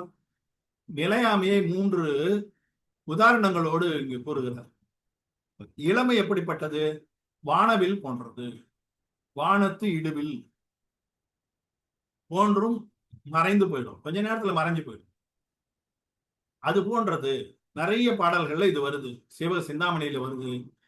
சமஸ்கிருத மற்றும் பிராகிருத நூல்களிலே இதை உதாரணமாக எல்லா இடத்திலும் காண்பிக்கிறார். நிலையாமை குறித்து கூறுகின்ற எல்லா நூல்களிலும் நீர்க்குமிழி கூட அதுல ஒரு உதாரணமாக வருது. அது போன்று வானவில் எல்லா இடத்துலயும் வருது. வளமையும் கிளையும் செல்வமும் கிளை சொந்தங்களும், நமக்கு வரக்கூடிய சொந்தம் எல்லாம் இருக்கு இல்லையா, அது வாரி புதிய மழை பெஞ்சா வருது, புது வெள்ளம் போன்றது. வாரி என்றால் வெள்ளம். புது வெள்ளம் போன்று வேகமா சேரும், ஆனால் வற்றி போய்விடும். அது போன்றதுதான் உறவும் கிளையும் அது போன்றதுதான். இருக்கிற இடத்துல எல்லாம் நிறைய பேர் சேருவாங்க, இல்லாத நேரத்துல அந்த அற்ற குலத்து அருநீர் பறவை போல அவர்கள் பிரிந்து சென்று விடுவார்கள். அது போன்றதுதான் இது வளமை, செல்வம் மற்றும் உறவு. அதுக்கு அடுத்து 3வது ஒன்று சொல்ற பாருங்க, வெளியிடை வைத்த விளக்கின் வீயும் ஆயும். ஒரு திறந்த வெளியில காற்று கூட வீசி கொண்டிருக்கும். ஒரு பெரிய கிரவுண்ட் இருக்கு, எதுவும் தடுப்பே இல்லை. அந்த இடத்தில் ஒரு விளக்கை ஏற்றி வைத்தால் அதனுடைய ஆயுட்காலத்தை பத்தி நம்ம என்ன சிந்திக்கிறது? அது போன்றதுதான் நம்முடைய பிறவியின் ஆயுள். ஒவ்வொரு பிறவியினுடைய ஒரு ஆயுளும் எப்போது அணையும் என்று சொல்ல முடியாது. அமைதியா இருக்கிற வரைக்கும் அந்த ஆயுள், அந்த விளக்கு எரிஞ்சு கொண்டே இருக்கும். ஒரு வேகமாக ஒரு காற்று வந்தால் அது அணைந்து போகும். அது போன்றதுதான் ஊழின் வழிபட்டது ஆயுள். வெளியிடை விளக்கின் வீயும் ஆயுவும் என்று. இதைத்தான் வீட்டுக்கு உழவர்கள் ஊக்கம் செய்வார் உணர்வினால் பெரிய. இதை புரிந்து கொண்டு தன்னுடைய மனதிலே ஊக்கத்தை கொள்பவர்கள் அறிவிலே பெரிய நீரார். பெரிய நீரார்னா தெரியும், எல்லா இடத்துலயும் நிறைய வரும். அது மாதிரி அவர்கள்தான் பெரிய மனிதர்கள் அல்லது பெரிய மனம் கொண்டவர்கள், அறிவுள்ளவர்கள் என்று சொல்லி அது நிலையாமை பற்றி எடுத்துக்கொள்கிறார். யார் சொல்றது? வைஜெயந்தன் யாரிடம்? சஞ்சயந்தனிடமும் ஜெயந்தனிடமும் தன்னுடைய மகன்களிடம் எடுத்துக் கொள்கிறார். பிறவி சூழலை பற்றி அடுத்தது கொடுக்கிறார். கடல்களும் மலையும் காணும், வானமும் கடல்கள் சூழ்ந்த திடர்களும் கயமும் ஆறும் நாளிகை புறவும் தீரா படுதுயர் நரகம் ஏழும் நிகோதமும் பதேசம் முன்னர் உடல் கிடந்து அழிந்திடாத இடமில்லை உணரின் என்றான். இந்த உயிர் எங்கெங்கே பிறந்திருக்கிறது? கடல்ல, மலையில, காட்டுல, வானத்துல, கடல்கள்ல, கடல்கள் சூழ்ந்த திடல்கள்னா தீவுகள்ல, கயம் குளம் குட்டையில, பெரிய நீர் நிலைகளில, ஆற்றில், இங்கெல்லாம் கூட இருக்குதானா? எல்லா இடத்துலயும் இருக்கு. வித்யாதரர்கள் அங்கும் இருக்கிறார்கள். நாளிகை, அதான் நம்ம ஏற்கனவே திரச நாளிகை என்று சொன்னோம் இல்லைங்களா? அந்த வண்ண பகுதி இருக்குல்ல, அங்கதான் எல்லா உயிர்களும் வசிக்கின்றன. நிகோதம் மட்டும் உலகம் முழுசும் இருக்கு. இந்த எல்லை ஃபுல்லாவே நிகோதம் இருக்கு. இந்த நடு பகுதியை காட்டப்படுகின்ற இந்த பகுதியில மட்டும் இந்த மற்ற உயிரினங்கள், இயங்கு உயிர்கள் இருக்கின்றன என்று நம்ம ஏற்கனவே பார்த்துக்கோம். அந்த பிரதேசம், அதுதான் பதேசம் என்று கூறுகிறார். அந்த பிரதேசம் எல்லாம் இந்த முன்னர் உடல் கிடந்து அழிந்திடாத இடமில்லை. இது கஷேத்திர பரிவர்த்தனை என்று கூறுவார். இட பரியட்டம் தமிழ்ல சொல்லணும்னா எந்த இடத்துல வேணுமா பிறக்கிறதுன்றதை நம்ம முன்னாடியே பார்த்தோம். அதை இந்த இடத்துல பிறவி சூழலுக்காக அவர் சொல்கிறார். சரணின்மை நம்ம ஏற்கனவே இப்ப பார்த்தோம் இல்லைங்களா? எந்த இந்த உயிருக்கு அடைக்கலம் எதுவுமே கிடையாது. வேறு ஒரு துயரம் துய்க்கும் விலங்கினுள் மயங்கும் பொழுதும் மருவியாங் அருவின் மக்கள் யாக்கையின் மருந்தும் பொழுதும் எரியன நரகின் மூழ்கி எழுந்து வீழ்ந்து அலரும் பொழுதும் அருகன சரணமல்லால் அரண் பெரிது இல்லை கண்டாய். ஒரே ஒரு சரணம் தான் இருக்கிறது, அது அருகன் தான். அருகன் தான் அடைக்கலமாக இருக்கக்கூடியவன். அருகன் என்றால் அந்த உருவமோ அந்த கோயிலோ அந்த சிலையோ அது கிடையாது. அருகனுடைய நெறி, அவன் சொன்ன அறம், அதுதான் அங்க அருகன் என்று அந்த இடத்திலே இடவாகு பெயராகன்னு சொல்லுவாங்களா, அது மாதிரி வந்திருக்கிறது. அருகன் என்பது இங்கு அந்த சமண அறத்தை குறிக்கிறது, அருகனுடைய அறத்தை குறிக்கிறது. அது ஒன்றுதான் சரண். வேறு ஒரு துயரம் விலங்கினுள் மயக்கும் போது, விலங்காக பிறந்திருந்தாலும் சரி, மக்கள் யாக்கையின் வருந்தும் போது, மனிதனாக பிறந்து வருந்துகின்ற போதிலும், நரகின் மூழ்கி எரியின நரகின் மூழ்கி, அங்க எரிந்து கொண்டிருக்கின்ற நெருப்பிலே இருப்பது போன்றது இருக்கும் நரக வாழ்க்கை. அதிலே மூழ்கி இருக்கும் போதும் சரி, அலறுகின்ற பொழுதும் சரி, அருகன சரணமல்லால் அரண் பெரிது இல்லை. அங்கு எதுவுமே கிடையாது. தேவ உலகத்தையும் கூட அடைக்கலமாக நாம் கருத முடியாது. மறுபடியும் மனிதனாக பிறந்துதான் ஆக வேண்டும். தேவனிலிருந்து நேரடியா போக முடியும். பிரிதின்மை என்று வேற எதுவும் கிடையாது, அந்நியத்துவம் என்று சொல்வார்கள்.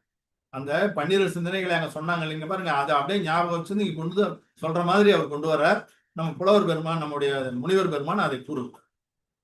இறந்தும் பிறவி மேனால் எண்ணுதற்கரிய தம்முள் கறந்து கொண்டு உயிரை உண்ணும் காலன் பயப்பட்ட பொழுதும் பிறந்து நாம் கதிகள் நான்குள் பெருந்துயர் உழக்கும் போதும் துறந்திடா வினைகள் அன்றி துணை பிரிதில்லை கண்டாய். எத்தனையோ பிறவிகள் மேனால் எண்ணுதற்கரிய, முன்னால பிறந்த பிறவி மேனால் எண்ணுதற்கரியது. இறக்குறோம் பிறக்கிறோம், இறக்குறோம் பிறக்கிறோம், இது நடந்து கொண்டே இருக்கிறது. எத்தனை எண்ண முடியாது. கறந்து கொண்டு உயிரை உண்ணும் காலன் வாய்ப்பட்ட போதும், உயிரை அப்பப்ப சாப்பிட்டுக்கிட்டே இருக்கான அந்த காலன், அந்த நேரத்திலும் பிறந்து நாம் கதிகள் நான்குள் பெருந்துயர் ஒழுக்கும் போது, அந்த 4 கதிகளை ஏற்கனவே சொன்னேன், அந்த துயரையெல்லாம் நாம் ஏற்றுக்கொண்டு அனுபவித்துக் கொண்டு இருந்த போதும் கூட எது வேற எதுவுமே துணை வராது. துணை இருப்பது எதுனா நீ செய்த வினை. துறந்திடா வினைகள் அன்றி துணை பிரிதில்லை. அந்த வினைகள் தான் உன்னா கூட வரும். எந்த பிறவியாக ஆனாலும் கார்மன உடலாக உன் ஆன்மாவு, நீ என்றால் ஆன்மாவை குறிக்கக்கூடியது, உடலை அல்ல. உன்னோடு வரக்கூடியது எதுவுமே இல்லாத துணை பிரிதில்லை. வேற எதுவும் கிடையாது, வேற எதுவும் உன்னோடு வராது. அதுதான் சொல்றாங்க. அது நமக்கு தெரிந்த ஒரு விஷயம்தான். அனந்த நான்மை எப்படி ஏற்படுகிறது? கதிகள் நான்கும் இந்த கணத்துளே காணற்பாடில் ஆதிய காணற்பாடில் ஆதியாய் பிரிதினாய ஒன்றிடும் அனந்த நான்மை ஓதினோர் வகையின் ஆற்றல் உயிரினான் முடிந்த முன்னே காதியா மேகம் சூழ்ந்த கதிரென நின்ற கண்டாய். காதிகள் நான்கும், அதாவது காணற்பாடில் ஆதியாய் பிரிதினாய. நம்முடையது கிடையாது வினைகள். வினைகள் புற்களம், அவை உயிரினுடைய பாகம் அல்ல. ஏற்கனவே பலமுறை நம்ம இதை பார்த்துருக்கோம். அது புற்கள ஸ்கந்தம், அதுதான் வினை. அது போன்று அந்த வினைகள் பிரிதானவை, அவை உயிரினுடையது கிடையாது. அதனால அந்த நான்கும் காதிகள், முதல்ல காதி வினை 4, அந்த 4ம் விழுந்தவுடன், அவை நீங்கியவுடன் ஒன்றிடும் அனந்த நான்மை. அனந்த நான்மை என்று சொல்லக்கூடிய அனந்த தரிசனம், அனந்த ஞானம், அனந்த இன்பம், அதாவது அனந்த சுகம் என்று சொல்வார்கள். அனந்த சுகம், அனந்த வீரியம் என்று சொல்லக்கூடிய அனந்த வீரம், வரம்பிலா வீரம். வரம்பிலா அனந்த என்றால் வரம்பிலா என்று சொல்லலாம். தமிழும் இருக்கு, நமக்கு தெரிஞ்சிருக்கும் உங்களுக்கு. அதனால வரம்பில்லாத அல்லது கடையில்லாத, எப்படி வேணாலும் சொல்லலாம். கடையிலா ஞானம், கடையிலா காட்சி, கடையிலா இன்பம், கடையிலா வீரம், இவையெல்லாம் ஒன்று சேர்ந்து எப்ப 4 காதி வினைகள், ஞானாவரணம், தர்சனாவரணம், மோகனியம், அந்தராயம் என்கின்ற அந்த 4 காதி வினைகளும் அழிந்த உடனே கிடைக்கக்கூடியது இது. அது எப்படிப்பட்டதாக இருக்கிறது? நான் அந்த படங்களை கொஞ்சம் சேர்த்திருக்கிறேன், நீங்க பார்க்க முடியும், தெளிவா தெரியுதுன்னு தான் நினைக்கிறேன். அந்த சூரியன் மேகங்களால் சூழப்பட்டு இருப்பதனை உயிர் வினைகளால் மறைக்கப்பட்டு இருக்கிறது என்று கூறுகிறது. அப்ப அந்த வினைகளை எல்லாம் உதிர்த்தவுடன் சூரியன், அந்த வினைகள் தூரம் சென்று விடுகின்றன, மேகங்கள் தூரம் போயிடுது. அப்ப சூரியன் பட்டொளி வீசி பிரகாசிக்கிறது. அதுதான் அனந்த நான்மை. அந்த காதியா மேகம் சூழ்ந்த கதிரென நின்ற கண்டாய். காதியன் வினைகள் என்ற அந்த மேகங்கள் சூழ்ந்திருக்கின்ற கதிராக இருக்கிறது. அவை விலகியவுடன் அனந்த நான்மை சேர்ந்து விடுகிறது என்று இதிலே எனக்கு குறிப்பிடும். அடுத்த பிரவிச்சூழலை பற்றி சொல்றார். குற்றமோர் 3 4 கதிகளில் பொறிகள் 5இல் பற்றிய காயம் 6இல் பழவினை திரிவோர் 7இல் சுற்றிய வினைகள் 8இல் தோன்றிய சுழற்சி கண்டாய். கற்றவர் கடக்க என்னும் மாற்றிது கடிகொள் தாரோய். மகனிடம் சொல்கிறார் வைஜெயந்தன். என்ன அலங்காரத்திலே நமக்கு முனிவரர் படைத்திருக்கிறார். 3 குற்றம், விருப்பு, வெறுப்பு, மோகம். அது 3 தான் குற்றம். இதுதான் எல்லா வினைக்கும் காரணம். இது இல்லைன்னா கிடையாது. அந்த 3ஐத்தான் குற்றமாக நம்முடைய சமணம் கூறுகிறது. விருப்பு, வெறுப்பு, ஆசை. 4 கதி தெரிஞ்சிருக்கு. பொறிகள் 5 பார்த்தோம். காயம் 6, ஒரு புலன்ல 5 காயம், இயங்குயிர் 1, 6 காயம், 6 உடல். பழவினை திரிவோர் 7 மாற்றங்களை கொள்கிறது. 5 பரிவர்த்தனைன்னு சொல்லுவாங்க, இங்க 7 சொல்றார். அதுவும் நூல்களில் வரக்கூடிய ஒரு விஷயம்தான், நம்ம ஆகம நூல்களில் இருக்கக்கூடியதுதான். அதுல ரூபம், நாமம் என்ற 2 சேர்ப்பார்கள். அதாவது திரவிய, கால, கஷேத்திர, பவ, பாவ என்று 5 சொல்வார்கள். திரவிய, கஷேத்திர, கால, பவ, பாவ, இந்த 5ம் பரிவர்த்தனை என்று நம்ம ஏற்கனவே பார்த்தோம். அது கூட உருவம், ரூபம் என்று சொல்வார்கள். நாமம், உடல் அமைப்பு. அதையும் அந்த 7ல இந்த உயிர் திரிந்து கொண்டே இருக்கிறது. திரும்ப திரும்ப இந்த 7 விஷயங்கள்ல தான் உயிர் போற, அதாவது சித்த நிலைக்கு போற வரைக்கும் இந்த உயிர் சுழன்று கொண்டிருக்கிறது. சுற்றிய வினைகள் 8 வினை அதனால உண்டாகுது. தோன்றிய சுழற்சி கண்டாய். இது சுழன்று கொண்டே இருக்கு, சக்கரம் நிக்காம சுழன்ற மாதிரி இந்த உயிர் சுழன்று கொண்டே இருக்கிறது. கற்றவர் கடக்க என்னும். கற்றவர்னா இங்கு எல்லா விஷயம் தெரிஞ்சவங்க. கடக்க என்னும் மாற்று. மாற்று என்றால் சம்சாரம், பிறவி. அதை பிறவியை கடக்க என்கின்ற கற்றவர்கள் இதைத்தான் மனதிலே கொள்கிறார்கள் என்று மாலை அணிந்த மகனுக்கு உலகத்தினுடைய அமைப்பை பற்றி சொல்கிறார். பாருங்க, இது இன்ட்ரெஸ்டிங்கா இருக்கு, நமக்கு தெரிந்த விஷயம்தான். பாடல்ல அருமையா கொடுத்துருக்க. 7 கயிறு அகன்றும் 7 கயிறு உயர்ந்து இடையில் ஒன்றாய் முழவென இடையில் 5ஆய் முடி ஒன்றால் அடியில் 7ஆய் அழகு அழிவிலா உலகின் தோற்றம் அனந்தமாம் படிப்பதேசம் எழுவென திரண்ட தோளாய் இறந்த நாள் பிறந்தவென்றான். நம்ம இறந்து இறந்து பிறந்து இருக்கின்றது இந்த உலகத்துல.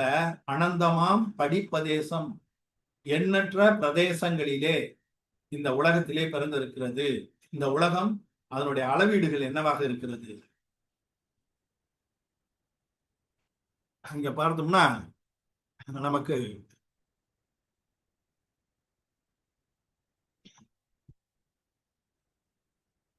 இந்த உயரம் 7 7 16, அதாவது நரகம் வரைக்கும் 7, பூமி இது வரைக்கும். மேல இருக்கக்கூடியது இது 1, அதுக்கு மேல 6, மொத்தம் 14. 14 கயிறு, ரஜ்ஜு என்று சொல்வார். நமக்கு கயிறு என்று அங்க குறிப்பிடுகிறார். அதற்கு அடுத்தது கீழே அகலம் இருக்கு இல்லைங்களா, அது 7 கயிறு. 7 கயிறு. நடு உலகம் இதனுடைய அகலம் எவ்வளோ அப்படின்னு சொன்னா 1 கயிறு, 1. அதன் பிறகு பாருங்க, முழவு போலன்றாரு. மேல் உலகத்தை எப்படி சொல்றாருன்னா மத்தளம் போல. மத்தளம் பாத்தீங்கன்னா அடிக்கிற பக்கம் கொஞ்சம் குறைஞ்சிருக்கும், நடுவுல கொஞ்சம் மேடா இருக்கும். அது போல இருக்குது. இப்படி திருப்பி பார்த்தோம்னா அந்த மாதிரி தெரியும். முழவு போல் என்று அங்க உதாரணமா அது ஒரு ஓமை சொல்றாரு. அதுல இந்த நடுவுல இருக்கு இல்லையா அந்த இடம், இந்த இடம் 5 கயிறு. இது பிரம்மலோகம் இந்த இடத்துல வரும். இங்க சௌதர்ம, ஈசான, சனத்குமார, மாகேந்திர, பிரம்ம, பிரம்மோத்திரன். இந்த பிரம்ம என்ற உலகம் இங்க வரும். 5 6வது உலகங்கள். அந்த இடத்துல பாத்தீங்கன்னா 5 கயிறு அகலமாக இருக்கும். இந்த பூமியினுடைய அளவு. இந்த 3 வாத வளையங்கள் என்று சொல்லக்கூடியவை இந்த 3ம். அதற்கு இடைப்பட்ட இந்த பகுதியில 5ஆக அதிகரிக்கும். இது கொஞ்சம் கொஞ்சமா அந்த பிரதேசம் அதிகரிச்சுனே வந்து 5ஆக இருக்கும். முடிவில் 1. இங்க மேல இருக்குது இல்லைங்களா, அது 1 தான் இருக்கும். 1 கயிறு தான் இருக்கும். சித்தலோகம். இது மாதிரி போட்டிருக்குன்னா அது சித்தலோகம். இதுல இன்னொரு 7 வருது. இன்னொரு 7 எது அப்படின்னா முப்பரிமாணத்துல தான் இருக்கும் உலகம். நம்ம ஏற்கனவே பார்த்துருக்கோம். இந்த அகலம் இருக்கு இல்லைங்களா, இந்த முப்பரிமாண அகலம் 7. இந்த அகலம் வந்து 7ஆக இருக்கு. அதுல பார்த்தீங்கன்னா உயரம் 14 கயிறு, அகலம் 7 கயிறு. கீழே காமிச்சனது. நடுவில் 1 கயிறு, மேல் உலகின் முழவு போன்ற வடிவில் நடுவில் 5 கயிறு, உச்சி 1 கயிறு. இங்க பாத்தீங்கன்னா அகன்றுன்ற வார்த்தை வருது இல்லைங்களா, 7 கயிறு அகன்றுன்னு சொல்றாரு. அது அந்த முப்பரிமாண அகலம் 7 என்பதனை குறிப்பதற்காக அந்த பாடலிலே அது வருகிறது. இப்ப அந்த பாடலை பார்த்தோம்னா தெரியும். 7 கயிறு அகன்று அந்த முப்பரிமாணம், 7 கயிறு உயர்ந்து அந்த உயரம் 14 கயிறு சொன்ன இல்லையா, அது இடையில் 1ஆய், நடு உலகத்துல 1, முழவென இடையில் 5ஆய், மேல் உலகத்துல முழவு போன்ற மேல் உலகத்துல நடுவுல 5 கயிறு வருது. முடி 1ஆல், முடினா மேல சிகரத்துல, அதாவது தலைப்புல 1, அடியில் 7ஆய். இதுதான் இந்த உலகத்தினுடைய அமைப்பை எவ்வளவு சுருக்கமா. இது மறுபடியும் இதனுடைய அமைப்புக்கு இன்னொரு பாடல் முக்தி சர்க்கத்துல வருது. அதெல்லாம் கூட இங்க நம்ம தருவதற்கு நேரம் இருக்காது. அங்க வரும்போது கூட நம்ம பார்ப்போம். அதனால இந்த படத்தை இது நானே கிராபிக்ஸ் பண்ணி எடுத்தேன். சரியா இருக்குன்னு நினைக்கிறேன். பார்ப்போம். அதில் ஏதாவது தவறுகள் இருந்தால் சுட்டி காட்டுங்க. அப்போ நான் என்னுடைய படத்தில் திருச்சிக்கிறேன். வெவ்வேறு படங்களை பார்த்தேன். எதுவும் கொஞ்சம் நம்ம விளக்குற மாதிரி இல்லை. அங்கங்கே அவங்க வசதிக்கு வரைஞ்சிருந்தாங்க. அதனால் நானே இதில் அது உருவாக்கின இந்த படம். உடலினுடைய அருவருப்பு அருமையான பாடல். இது அப்படியே இந்த 2 வரி சைவ சிந்தாமணியில் முதல் 2 வரி வரும். அவ்வளவு அற்புதமான பாடல். உடலினுடைய அருவருப்பு எப்படிப்பட்டது என்பதை தெரிவிப்பது. என் வினை நரம்பில் பின்னி உதிரம் தோய்த்து இறைச்சி மெத்தி புன்புறம் தோளின் மூடி அழுக்கொடு புழுக்கள் சோறும். எப்படிப்பட்ட உடம்பு பாருங்க. எலும்பை எடுத்து நரம்புல பின்னி வச்சிருக்கான். உதிரத்துல தோச்சி, ரத்தத்துல தோச்சி, இறைச்சி மெத்தி, சிமெண்ட் பூசின மாதிரி இறைச்சி வச்சு நம்ம உடம்பெல்லாம் பூசி வச்சிருக்கான். புன்புறம் தோளின் மூடி, மேல் புறத்துல தோல் வச்சு மூடிட்டாங்க. நரம்பால எறும்பு கட்டி போட்டு ரத்தத்துல தோச்சி இறைச்சியை எடுத்து மெத்தி வச்சு அது மேல தோலை போட்டு மூடி, உள்ள என்ன இருக்கு, அழுக்கு இருக்கு, புழுக்கள் சோறும். இதனுடைய உயிர் போயிடுச்சுன்னா அந்த உடம்பு என்ன ஆயிடுது, புழுக்கள் சேர்க்கின்ற இடமா மாறிடு. அதனால அழுக்கொடு புழுக்கள் சோறும் 9 வாயிற்றாய ஊன்பயில் குரம்பை மாமிச குடிசை. குரம்பைனா குடிசை. அது மாமிச குடிசை என்று கூறுகிறார். 9 வாயில்கள் இருக்கு தெரியணும். அந்த 9 கோட்டைகளை உடைய இந்த உடம்பானது ஒரு குடிசை போன்றது. அன்பரா மாந்தர் கன்றாய். இதன் மீது என்ன செய்யறாங்க, அதன் மேல் அன்பு அறுவதே கிடையாது. இந்த உடம்பு மேல வச்சிருக்கிற அன்பு இருக்க, அதற்கு அப்புறம் தான் மீதி பொருள்கள் மேல அன்பும் ஆசை. முதல்ல உடம்பு மேலதான் ஆசை, அதன் பிறகுதான் மற்ற பொருள்கள். அந்த மாதிரி இருக்கக்கூடிய மாந்தர் கண்டாய் அறிவினால் சிறிய நீராய். அங்கு பெரிய நீரார், பெரியவங்க என்ன செய்வாங்கன்னு சொன்னாரு. இங்க சிறியவங்க, சிறிய நீரார், அறிவில்லாத சிறுமையான மனிதர்கள் என்ன செய்வார் என்ற இந்த உடலினுடைய அருவருப்பு தன் இந்த முதல் 2 வரியும் பாத்தீங்கன்னா 1.5 வரி அப்படியே சிவசிந்தாமணி வரும். அது ஒரு எண் கூட 1400 மேல போவோம் அந்த பாடல். என் வினை நரம்பில் பின்னி உதிரம் தோய்த்து இறைச்சி மெத்தி புன்புறம் தோளின் மூடி, இது வரைக்கும் அதே வரிகள் அப்படியே வரும். அந்த சிந்தாமணியில் இருந்து எழுதியிருக்கிறாங்க. அந்த பாடலை மீறவே முடியாது. கம்பனாக இருந்தாலும் சரி, வேறு புலவர்களாக இருந்தாலும் சிந்தாமணியில் கூறப்படுகின்ற வார்த்தைகளை மீறி தமிழிலே காப்பியம் படைப்பவர்கள் வார்த்தைகளை போடுவதற்கு வாய்ப்பில்லை என்பதை நம்ம பெருமையோடு சொல்லி. தர்மம், கடைசியா ஒரு தர்மத்தை பற்றி சொல்லுகிறார். தோன்றி மாய்ந்து உலகம் மூன்றில் துயர் எய்தும் உயிர்கள் தம்மை ஈன்ற தாய் போல ஓம்பி இன்பத்துள் இருத்தினாதன் மூன்றுலகுக்கு ஆக்கி முடிவிலா தன்மை நல்கும் ஆன்ற நல் அறத்தை போலும் அரியது ஒன்றில்லை என்றான். எப்படிப்பட்டது? தோன்றி மாய்ந்து உலகம் மூன்றில் துயர் எய்தும் உயிர்கள் தம்மை, இந்த மாதிரி கஷ்டப்படுகின்ற உயிர்கள் தம்மை ஈன்ற தாய் போல ஓம்பி, பெற்றெடுத்த தாய் போல அவற்றை ஓம்புகின்ற இது என்னன்னா இந்த நல்லறம் தான்.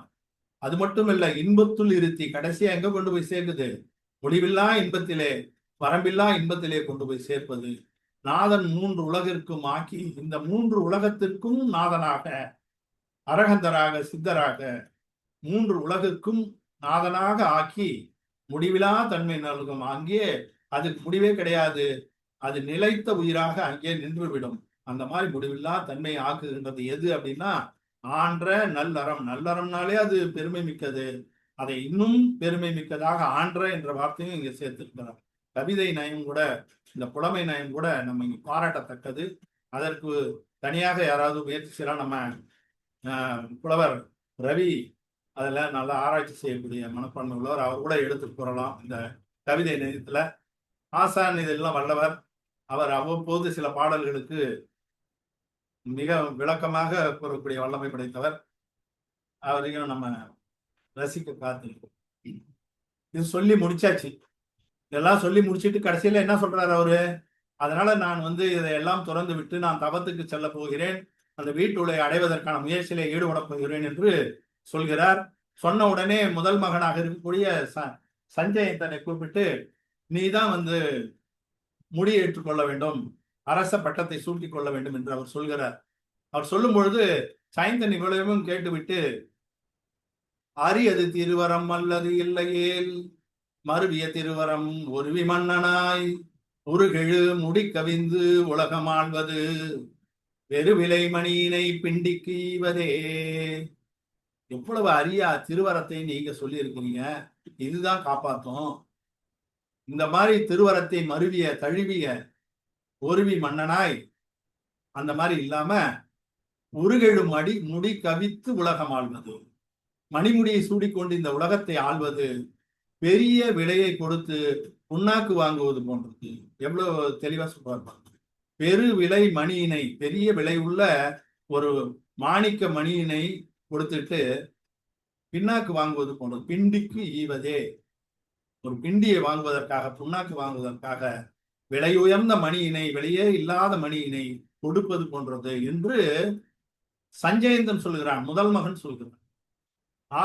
அதனால அருளியது உறுதி அன்று. நீங்க சொன்னீங்கல்ல, என்ன சொல்லியிருக்கீங்க என்கிட்ட? முடி ஏற்றுக்கொள், அரசனாக முடி சூட்டிக்கொள் என்று சொல்கிறீர்கள் இல்ல, அது உறுதி அன்று. அது உறுதியான ஒரு விஷயம் கிடையாது. போதுலாம் முடியினன் புகழ்ந்து பூமிக்கு நாத. அதனால என்ன சொல்றது, அந்த போதுலாம் முடி உடனே ஏற்றுக்கொண்டார். ஏற்றுக்கொண்ட பிறகு என்ன செய்யணும்? அவனுக்கு தம்பி ஒருத்தன் இருக்கான், சயந்தன் அவன் இருக்கான். புகழ்ந்து பூமிக்கு, அவனை போதுலாம் முடி நான் புகழ்ந்து உன்ன, சரிப்பா நீ சொன்னது நான் ஏற்றுக்கொள்ளக்கூடியது என்று புகழ்ந்து பூமிக்கு நாதனாய், அந்த அரசாங்கத்திற்கு அரசனாக சயந்தனை நாட்ட உற்றனன், சயந்தனுக்கு முடிசூடலாம் என்று முயற்சி செய்தார். தாதுலாம் நலங்களான் தானும் நேர்ந்திலன். அந்த தாது நல்ல வாசனை வீசக்கூடிய மகரந்தம் சேர்ந்த மாலைகளை உடைய சயந்தன் என்ன செய்யலாம்னா, தானும் நேர்ந்திலன். என்ன மட்டும் ஏன் இதுல கொண்டு வந்து வச்சிடுறீங்க, எனக்கும் அது தேவையில்லை, நானும் இந்த பட்டத்தை ஏற்றுக்கொள்ள விரும்பவில்லை என்று தானும் நேர்ந்து இளன் என்று ரெண்டு பேரும் வேண்டாட்டாங்க. அறிவினால் சிறிய நீரார் ஆண்டவர் தாங்கள் சென்ற ஜெயந்தன் சொல்றான். அறிவிலே சிறியவர்களாக இருப்பவர்கள் ஆண்டவர் தாங்கள் சென்ற நெறியினை பிழைக்க போகின் பிழை நெறியிலே பிழை செய்தார்களானால் மாற்றிடை சுழல்வர் நீண்டு. நீண்ட காலம் பிறவியிலே மாற்று என்றால் பிறவியிலே சுழல்வார்கள். மறுவிழா குணத்தினீர்கள் மாற்றிய அரசு மேவின் நெறியினால் கதிகள் நான்கின் இன்று யான் சுழல்வன் என்றான். அப்படி நான் ஏற்றுக்கொள்ள வழி இல்லை, நான் அதை ஏற்றுக்கொள்ள மாட்டேன் என்று அவன் சொல்கிறான். அவன் சொன்ன உடனே அப்ப என்ன செய்யறாங்க, 3 பேரும் தவத்துக்கு செல்ல வேண்டும் என்ற ஒரு முடிவினை எடுக்கிறார்கள். வைஜெயந்தனுடைய பேரன் வைஜெயந்தன், அவன் சிறுவன், அவனுக்கு பட்டத்தை சூட்டிவிட்டு 3 பேரும் தவத்திற்கு செல்கிறார்கள். அவர்கள் எவ்வாறு தவம் புரிந்தார்கள், அந்த தவத்தினால் வைஜெயந்தனுக்கு நேர்ந்தது என்ன, ஜெயந்தனுக்கு கிடைத்தது என்னன்னா அவன் வீழ்ச்சி அடைகிறான் ஜெயந்தன். சஞ்சயந்தன் அடுத்த சருக்கத்திலே முக்திக்கு போகிறான். இந்த சருக்கத்திலேயே வைஜெயந்தன் முக்திக்கு போகிறார். இந்த நிகழ்வுகளை எல்லாம் நாம் வருகின்ற பதிவிலே பார்க்கலாம். இதிலே ஏதாவது விடுபட்டு இருக்குமானா சொன்னா அந்த பதிவில் சேர்த்து கூட நம்ம பார்க்கலாம். விளக்கம் தேவைப்படாது, அனைவரும் அறிந்தவர்கள் தான், மிகவும் தெரிந்தவர்கள் தான். நான் மேருமந்திர புராணத்திலே அது எப்படி கூறப்பட்டு இருக்கிறது என்பதை எடுத்துரைப்பதுதான் என்னுடைய பணியாக வைத்திருக்கிறேன். ஏன்னா தெரிஞ்ச விஷயத்தை தான் நான் சொல்லிட்டு இருக்கேன்றதால. அதனால இந்த அரிய வாய்ப்பினை எனக்கு நல்கியிருக்கின்ற நம்முடைய குழுவினருக்கும் அதனை தலைமையேற்று நடத்தி கொண்டிருக்கின்ற ஆதி பகவான் குழுவினுடைய நிறுவனராக இருக்கின்ற ஆசான் அவர்களுக்கும் எனக்கு பணிவான வணக்கத்தினை சொல்லி, இன்னும் கொஞ்சம் தான் இருக்கும், இருந்தாலும் கூட இப்பவே 5:15 ஆயிடுச்சு. எனவே இந்த உரையினை இதனோடு நிறைவு செய்யலாம் என்று கருதுகிறேன். அனைவருக்கும் எனது நன்றியினை தெரிவித்து விடைபெறுகிறேன். அடுத்த பதிவிலே சந்திக்கலாம் கூறி வாய்ப்புக்கு நன்றி கூறி விடைபெறுகிறேன். நன்றி, வணக்கம். சமீப் தரிசன். இருங்க, எங்க போறீங்க? வீடியோவை பார்த்துட்டு அமைதியா போனா என்ன அர்த்தம்? மறக்காம லைக் பண்ணுங்க, ஷேர் பண்ணுங்க, கமெண்ட்ஸ் பண்ணுங்க, சப்ஸ்கிரைபும் பண்ணுங்க.